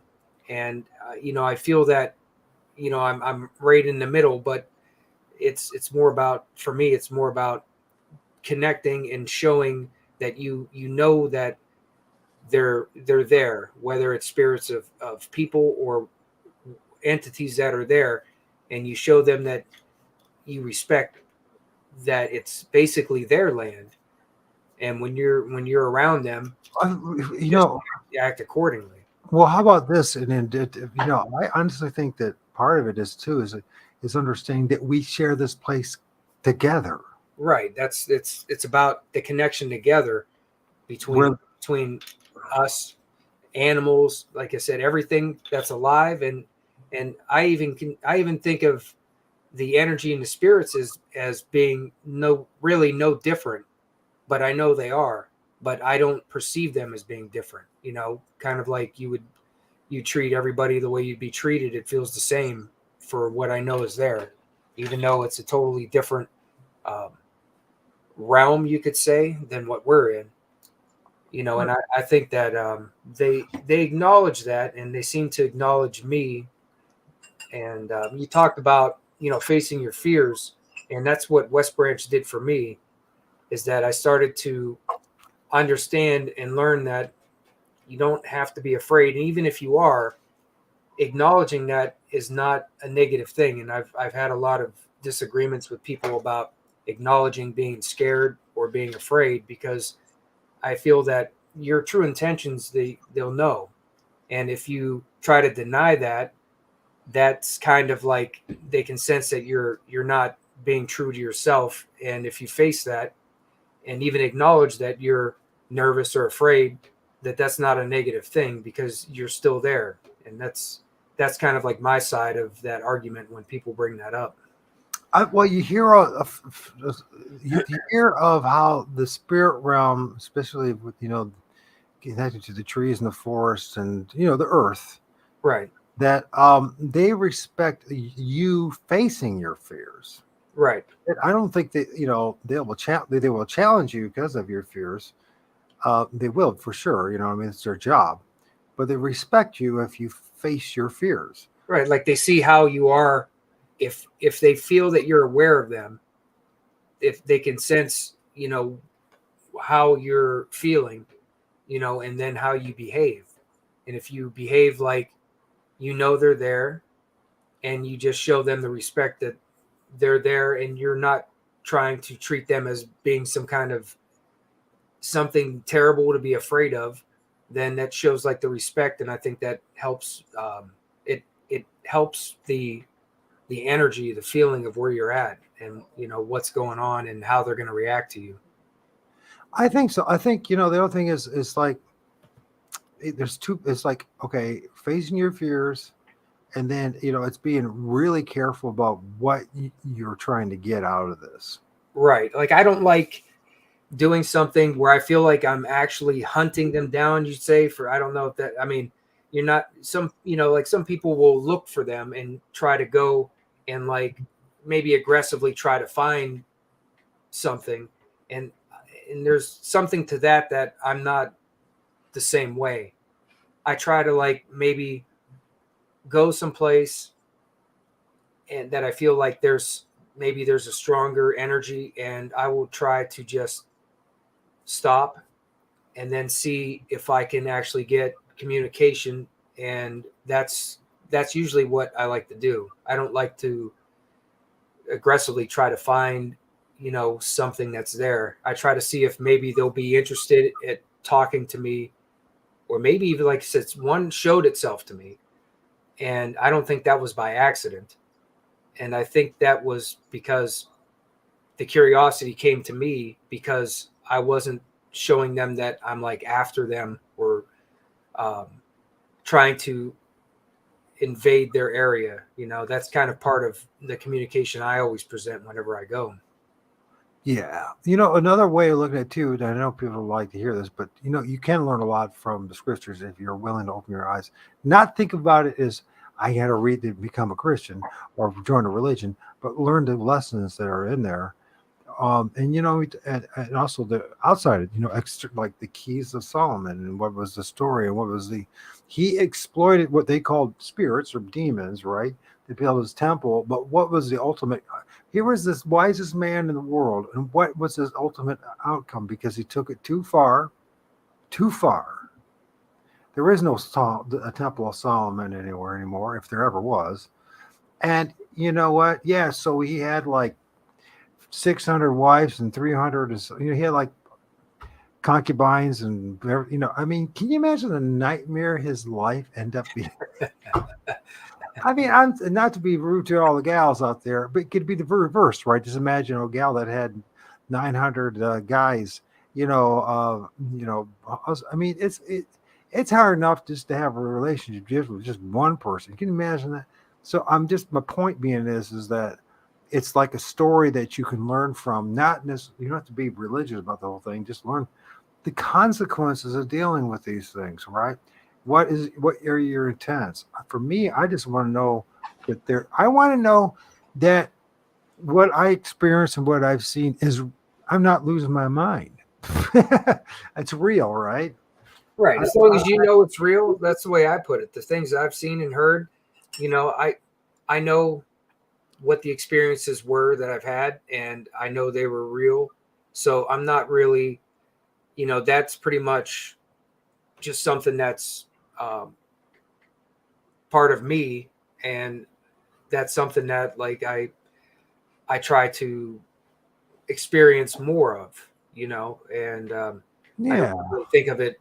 I really don't think of it beyond that. You know, some people some people maybe don't believe it or whatever, but I'm not really, you know, I'm not really worried about what others are. For me, it's mostly my journey, my own path, and my experiences, and I'm building on that. And you know, I don't really think too much about what others try to say about my experiences and what I've seen and heard.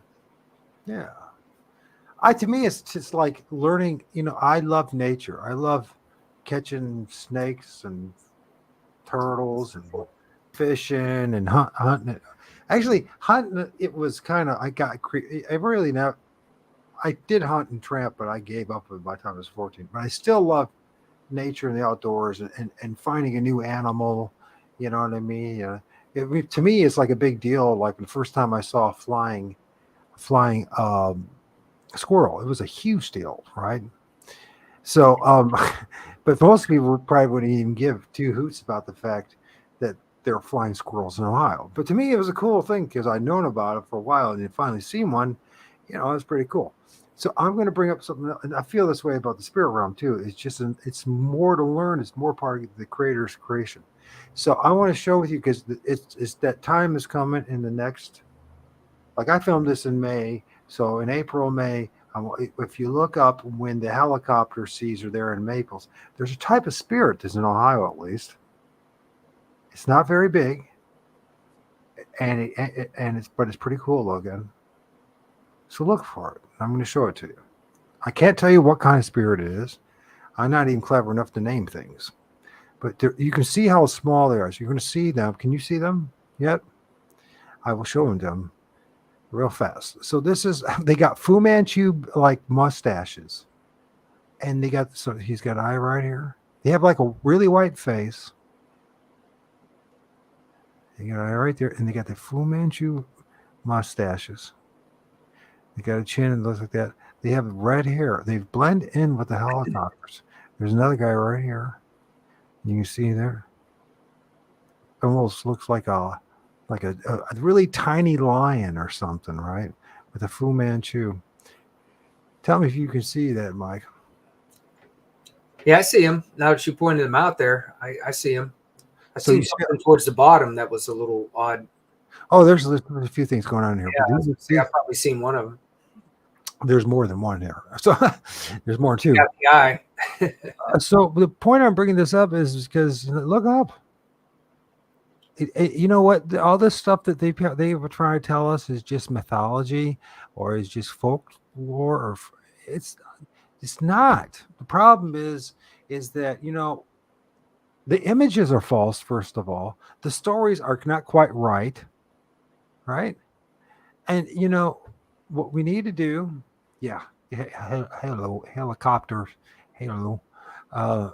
They're like I I don't know why they manifest this time of year, but they do. But this is a good time to look up. Now, I've seen things that look like Bigfoot. There's a video out there that kind of looks like these entities, but it's much bigger. And some guy filmed in a field that's on the edge of woods. I should get that and play it because you guys know it. It's like, yo, I'm back. Okay, cool. Good to see you again, Jared. Hey, Jared, I haven't seen you in about an hour. So, anyways, this is the time of year, so look up. There's spirits everywhere. A good camera does make all the difference. And so, like when you're out there, Mike, and you're out there at night, and then you're in these wooded areas, or whenever. I know I beat a lot. It's like a dead horse here type of thing. Over and over again to look up, but you got to look up, and you also got to open your mind and realize that things come in all sorts of sizes. These things can't be more than there's the helicopter seas, right? So you can see how actually small these things are. And you also see how they're connected to the branch, that they're connected to the tree. They live off the tree. Now there's a few more that are a little fainter, but these two are undeniable. When I film these the things, I was shocked. I was like, wow, my God, what the hell is that? I looked all over for any kind of information about what they are. Nobody else said. I can't be the only person who's ever filmed these things. I can't be the only person who knows about this. How can this possibly be? I mean, it's right there in front of our faces. It's not my imagination. It's not pareidolia. I mean, it goes on and on. I got so many of these, but my point is the journey that we're all about to embark on, or start or have been in, is much more interesting if we let it be. If we let it be, we'll end up feeling these things along with all the other things. You remember when the second part, when we were together doing the stream last time, I showed that video of when I was over in West Branch and I had the SLS, and there was the small figure that kept following me around, and then it kept coming up when I was asking it to. Okay. And it was a very small figure, just to relate to, you talk about some smaller entities that are around, like there. That was like one that was there, and he kept showing itself to me. Yeah, and there's so many very, very, very interesting entities. And when I first started this, I have to be telling myself, I thought they were all demons because it looked like a freak show. And then, from what the horror movies and everybody else says, whether you could be 55 years old like I am, it's still that indoctrination is implanted in your brain, and it's very hard to rewire your brain. It really is. It takes a lot of work, at least for me. But they're out there. There's so many different things, and they're actually a lot more cooler than a lot of people are telling us. And the images and the drawings and the paintings. I mean, could you imagine if people, once they realize about these things, right? Mm-hmm. And they start drawing those things. What's yep? What is this? Also, okay. I mean, I think that's one of the coolest images I've ever seen. This might be. I don't know if I go. Let's look at this one. What the hell? So this one's kind of interesting. I don't know what the hell that is, but it's manifesting there, and it's taking the life force, the essence of that tree, and you see how small it is. It's just the size of these leaves, newly formed maple leaves. You see the helicopter seeds right there, right? How many people ever thought about at this time of year or when the helicopter seeds start developing to put your camera up in the tree? I didn't know to do it until I did it, and then it's just like everything else in life, it was a happy mistake, a coincidence.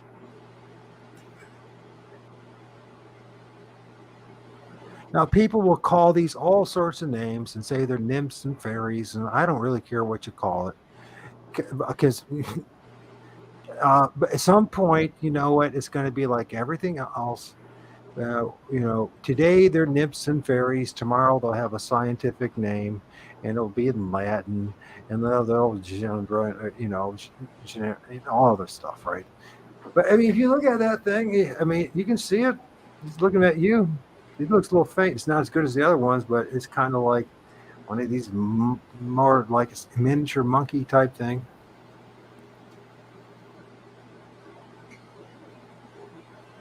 It's a little distorted and blurry, but the biggest thing is to see how small these things are. And here's another thing, another little lesson too to learn about. Notice how the energy and the frequency of the leaves that's mid off, the energy just they absorb that. I don't know how many entities I've filmed that are green, like the green of the leaves, right? So keep that in mind too. Don't expect everything to just be the way you want it to be or I want it to be. But they are what they're meant to be. If you change it, I know for me, when I changed my thinking process to, okay, I'm not going to judge these things anymore. I'm just going to try to embrace what is ever out there, and just like I embraced it when I used to catch a whole bunch of snakes and turtles and fish and insects and all that. And you're going to have guys that look pretty damn weird. So let's see if I should end it with one more and then end.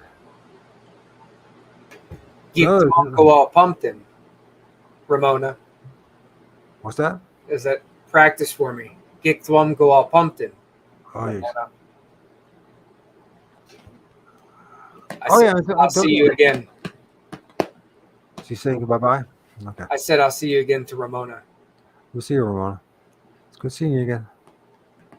Let's see. Which one do I want to show you guys? I'm going in the wrong direction. I'm going to show one more about the examples this time of year of what you will see in the trees if you look up. Am I there yet?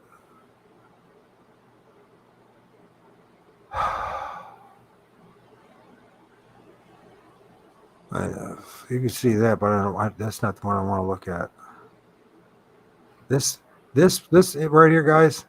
This from Rick. He faked it. That's him. He admitted it. I have video of him admitting it. So you see that the evil creature caught on camera by Rick Brammer? That's actually him.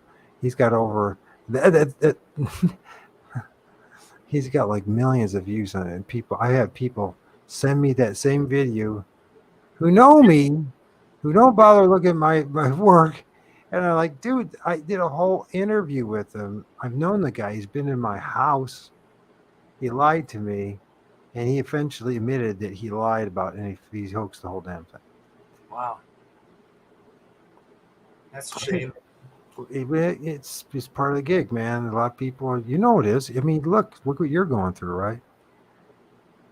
I guess what I'm going through is just certain people with their own egos, and it's more just personal stuff with. They still, there's the abuse, there's the exploitation, there's a manipulation, there's, you know what I mean? There's a lot of things that go on in this world, and it's not just. I would end it with this beginning, where this is what I'm looking to do. So this is this freaky image of the hands. They're covering some entity, maybe an old lady, maybe a witch. who knows what it was or is.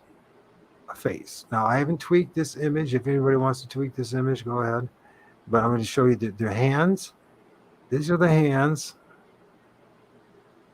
coming out of the tree. The black hands. It's covering the eyes. They got the nose. You can see the mouth. It's all wrinkly, maybe in like an old lady's shriveled up mouth, or something that's dead, like a ghost. You're a paranormal investigator. How many times have you heard stuff of an entity or a being that's been walking around like a Civil War person or something like that, and they're all like emaciated or old? You know what I mean? Yeah. I honestly think that people are trapped in these trees. I think something keeps them in there. Now, I haven't tweaked this image, but you can look at it, and if you have any eyes, you'll see it. So, who's Eric? Oh, Eric. Okay, I found. All right, I'm not sure what you're saying there, bro. I just have to take it. The flow ones. Do you know him? How you doing, Eric Monroe? I don't know if I met you before. Do you know Eric? I've never met Eric before. Okay. Found that some screenshots I've taken. The whole shot is made of them. And you're right. You have to just take the flow that you're seeing. That you are. Okay. Anyways, I think it's a good place to stop. We've been doing this for almost 3 hours as usual. We have so much more to go. I hope you come back to me soon, brother. Let's stay in contact. Seriously, let's kind of work out some of the things we're talking about and see if it even goes anywhere. It might not go anywhere, but I got a feeling it will go somewhere. I think it's going to prove that these things do, including Bigfoot, they have the ability. Hey, what's up, Scotty B? Scotty, they have the ability not only to cloak and to, astral project and everything else. I think that we're going to prove, if we do it right, that a spirit that's in your place in West Branch and in my place the spirits at least can interact as fast as we can make a phone call. Yeah, that sounds like something that. Or it's not fast. Yeah, for sure. Like we talked about, it'd be interesting to see if something happens like that. Oh yeah, okay, Eric.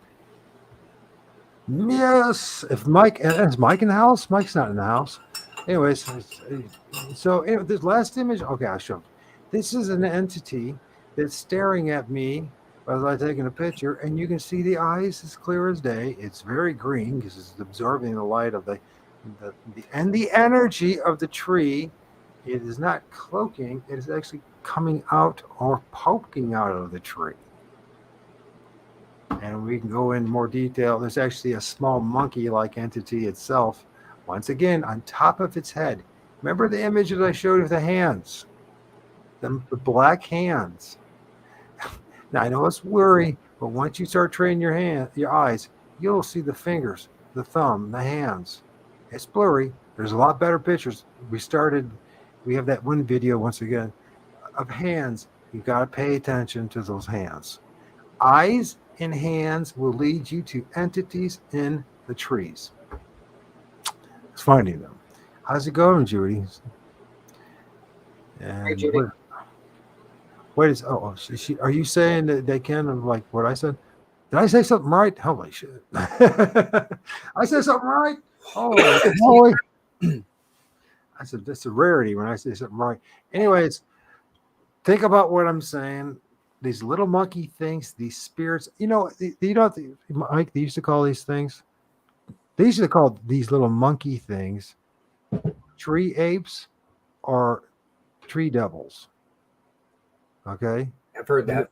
And so what they are these certain entities that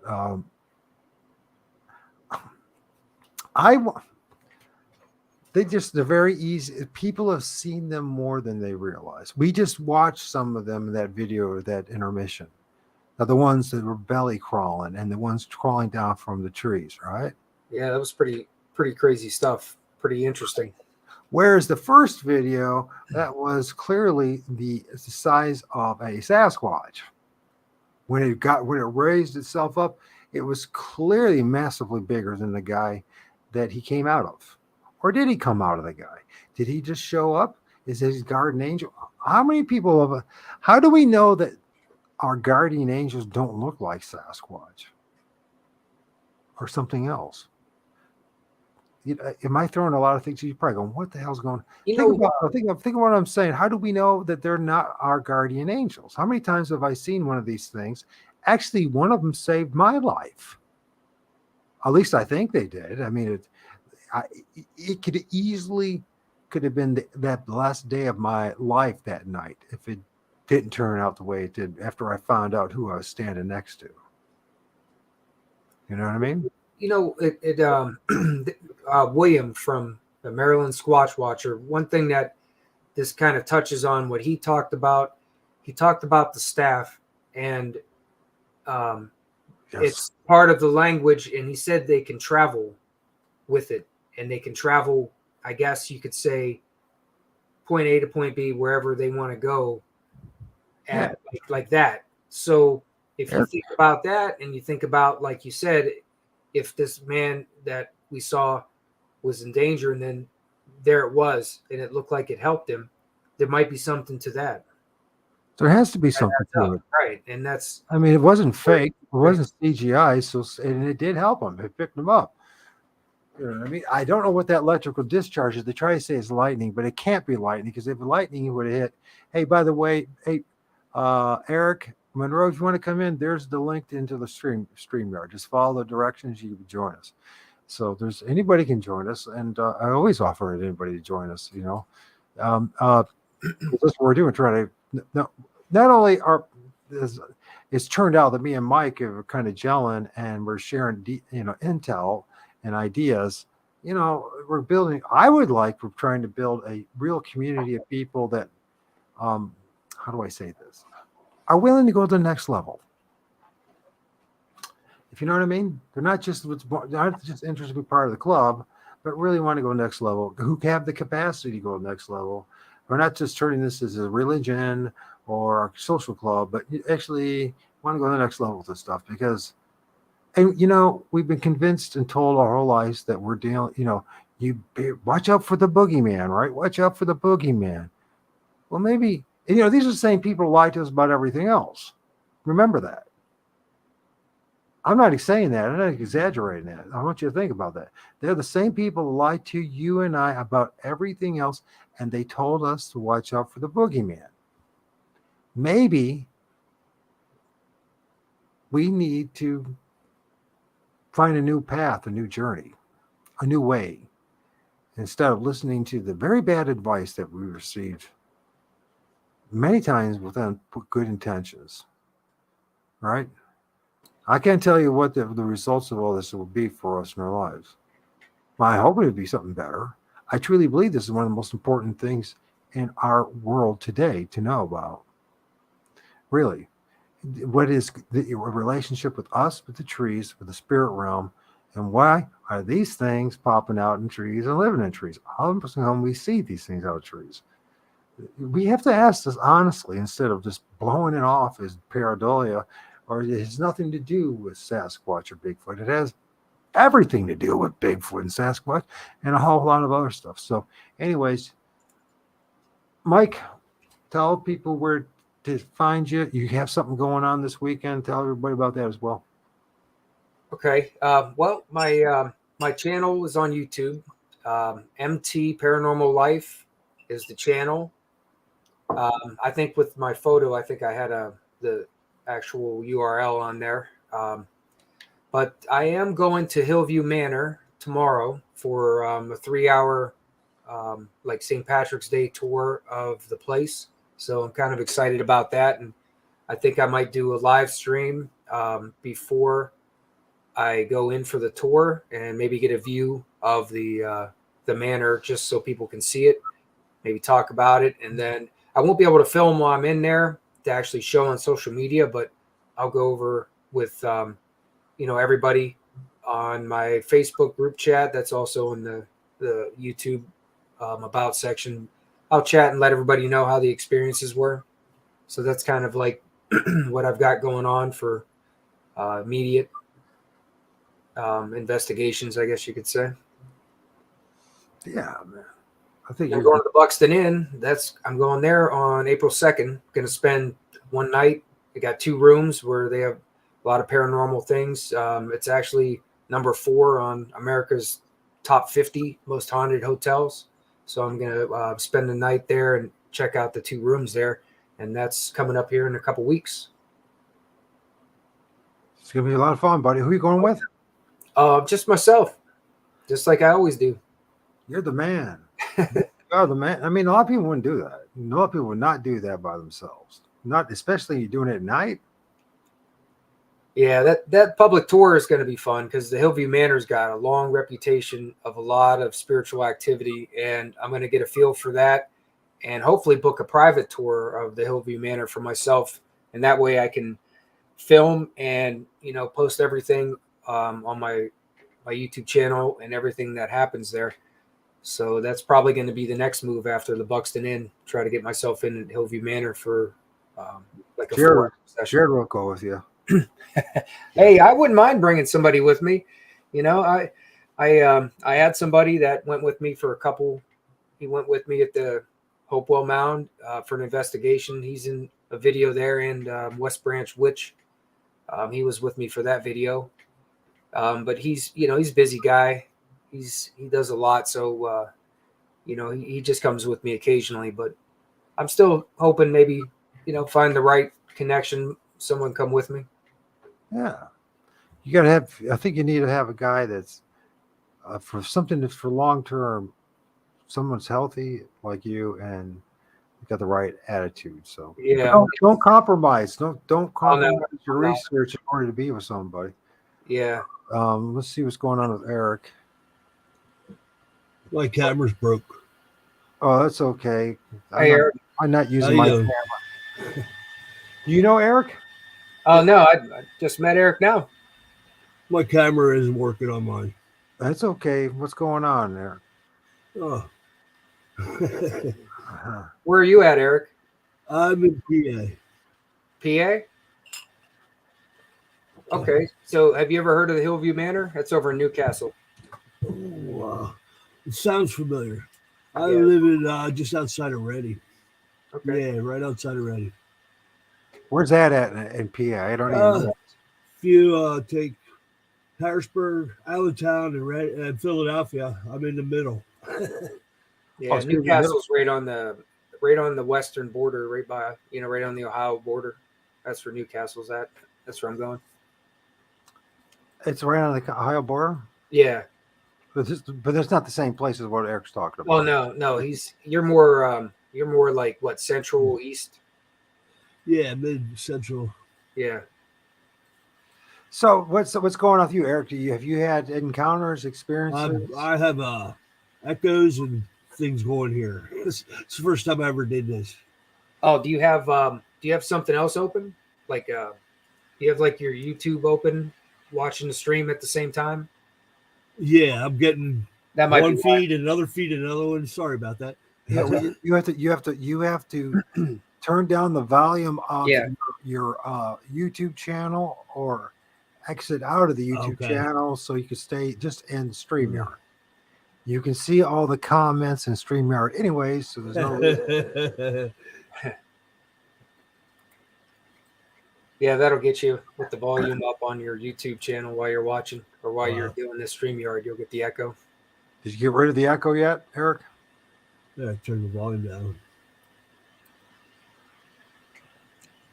Sasquatch Confessions. What was your name? That is Jared. Jared. Okay, I couldn't remember the man, name. Man. Okay, Jared said he'd go with me, right? Yeah, Jared.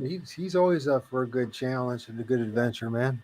Man, that Buxton Inn, those 2 rooms I have, I took a look, man. Sorry about it. Really, really. I was out really classy looking rooms. $600 for 2 rooms. Really? Yep. It's not cheap, man. No, it's not. I had a subscriber split the cost with me. That's why I decided to go. DJ So Rock. so what's going on here, Eric? I'm trying to work this audio out. I'll come back on when I'm done getting that worked out. Okay, we're going to mute you for now, okay? But we're not forgetting about you. Go for it. Thank you. So anyways, yeah, so let's deal with that. So it's $600. So that's not cheap, man. Yeah, it was like $250 a room, and then like the tax is like $275 a room. But it's I mean it's a historic, real famous place. I believe it was involved in the Underground Railroad. It's got a long history, and it's got its own spirits that have been interacted with. A lot of, I guess it's a real hot spot. The 2 rooms I got were the 2 main rooms. But it's got a lot of history there, and I'm going to go check the place out early and then do a live stream from there and then film and see what happens. Well, that should be a fantastic journey, and I should do by yourself. Are you going to have like experts that are going to be there that have they've been doing investigations that give you the tours, or is it just some? Well, at the Hillview Manor, yeah, they have like an on-site like paranormal team that, like, I guess the people who own and coordinate that and run it are actually like a paranormal investigative team. They'll do a tour there. But the Buxton Inn, the lady who runs it, she knows all the paranormal history, and she probably would give me a tour. But for the most part, there it's just going to be, going there and staying and see what happens. Sounds cool. So you're doing a live this weekend once again, day and time. Well, the time I'm not quite sure because I'll work tomorrow till about 5, and then I'm gonna just drive straight to Newcastle. So I'm hoping to get there around 6:37, and it starts at 9 p.m. This is Eastern time. So they want us there at 8:30. So that leaves me with hopefully a live stream sometime around 7. Maybe just get a half-hour live stream in just to get a view of the manor from the outside and just chat a little bit and then do it. Okay. Well, keep us informed. Maybe next week we could, maybe Talk more and see where we're at.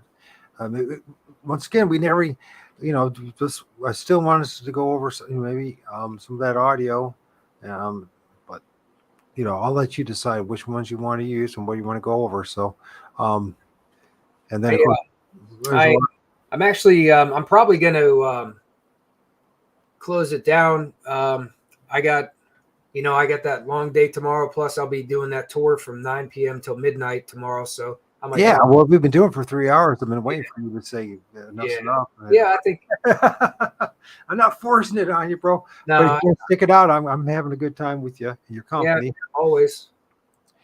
And there's so much more going on here, guys. So once again, I will, if within the next 12 hours, change everything about this live so that the info will be in the information box for this live for Mike. And there you go, bro. Thank you. All right, man. I appreciate it. Thank you for making my night. Hey, same here. Always a good time talking and sharing ideas and experiences. So don't forget to like not only my videos, but Mike's as well.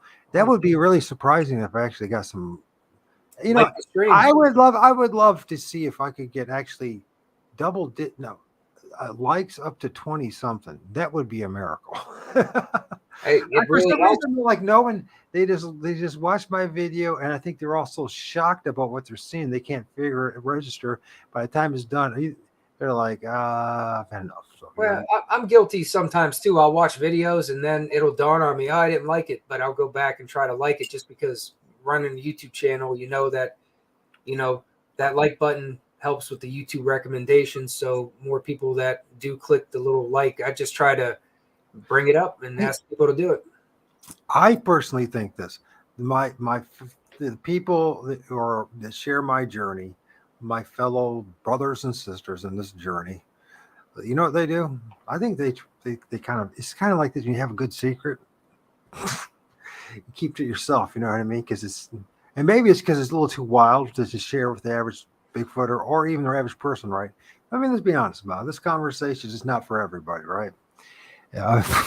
You have to be someone that's had experience or someone that truly wants to know what's going on, and you don't have much fear in you, and you have a lot of acceptance, because you're just not going to be able to stomach the conversation, regardless of how flawed I am as a human being communicating. If it's this is some pretty extreme. I mean, I'm telling people that there's a monkey on top of that woman's head that's popping out of a tree. Think about what I'm saying.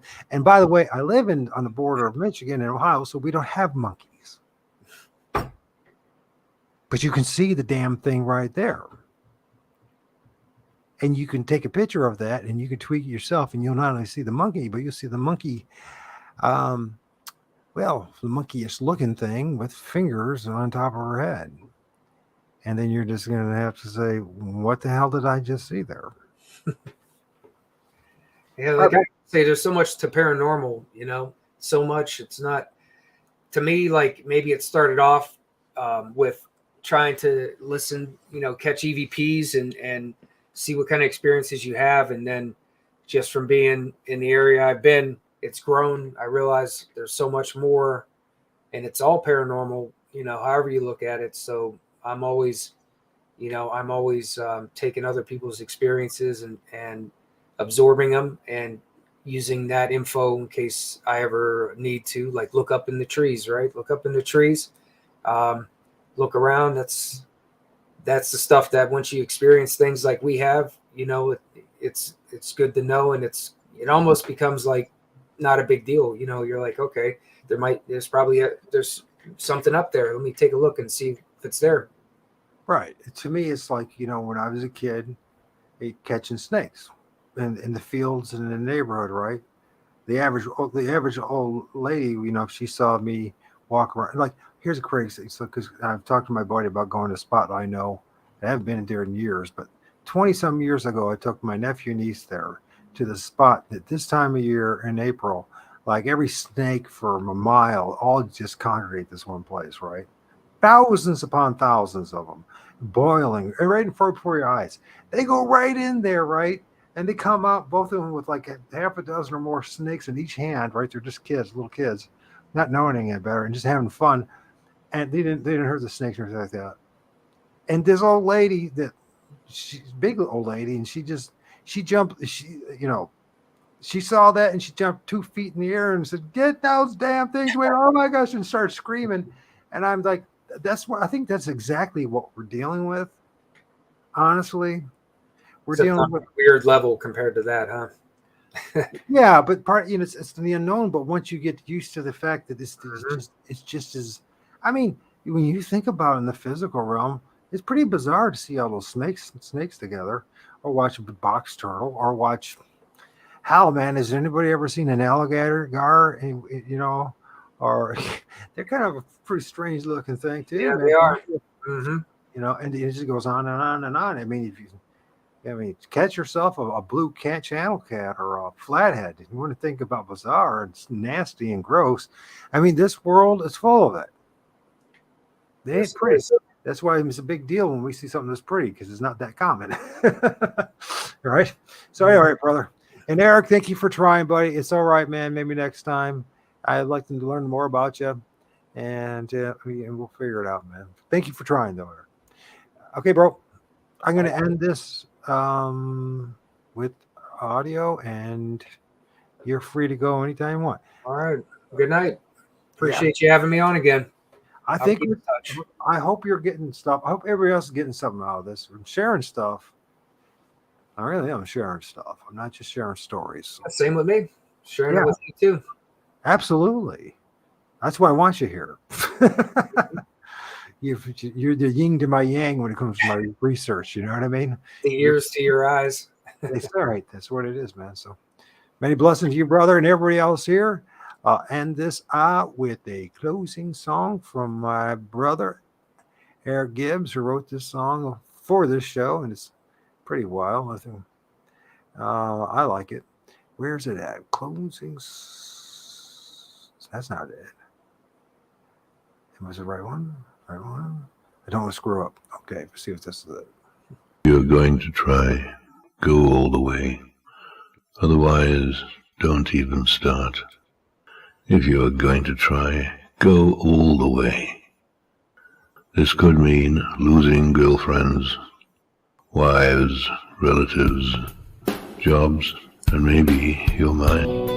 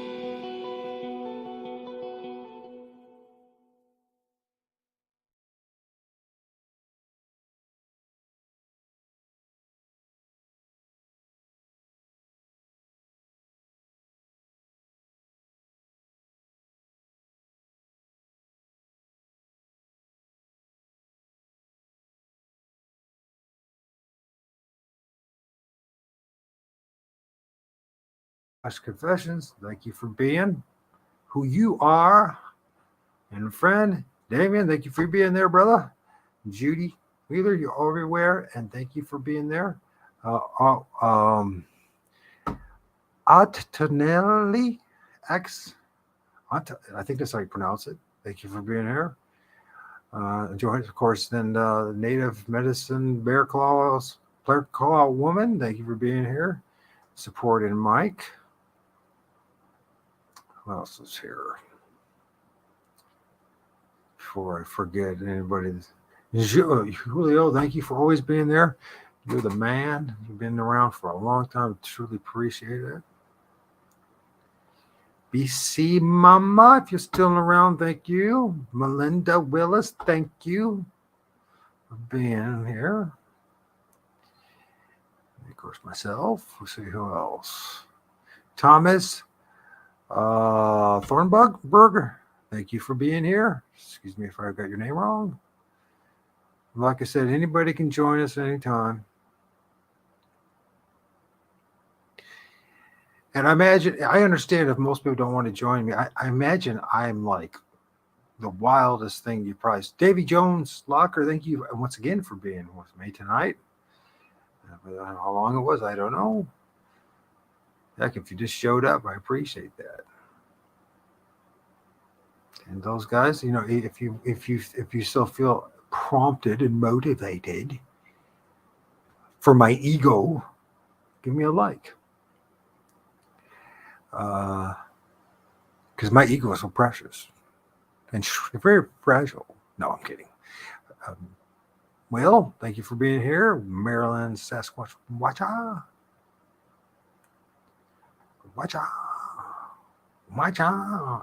Okay, that's it. I think that's it. All the rest of you that have listened or stuck it out. 3 hours, and it seems like for me, it just like flies like that. But I know it's a lot of people. Not a lot. There's some people that complain that these lives are too long, and I try to explain that these are lives.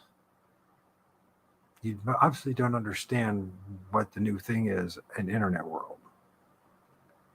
So many lives out there that go 4 or 5 hours, more than that. Why? Because this is an opportunity for all to get together and talk and communicate and share ideas and images and concepts and all that. It's not just, I'm looking for, I'm going to have about 100,000 subs and be the next big thing. Nope. This is about us, you and I, and our journey together. And most of the world's not going to share our journey together. But thank you for being part of my journey. Many blessings to you all. Many blessings to the Most High, our Lord of all spirits, the Creator God, and many blessings to every and every one of you.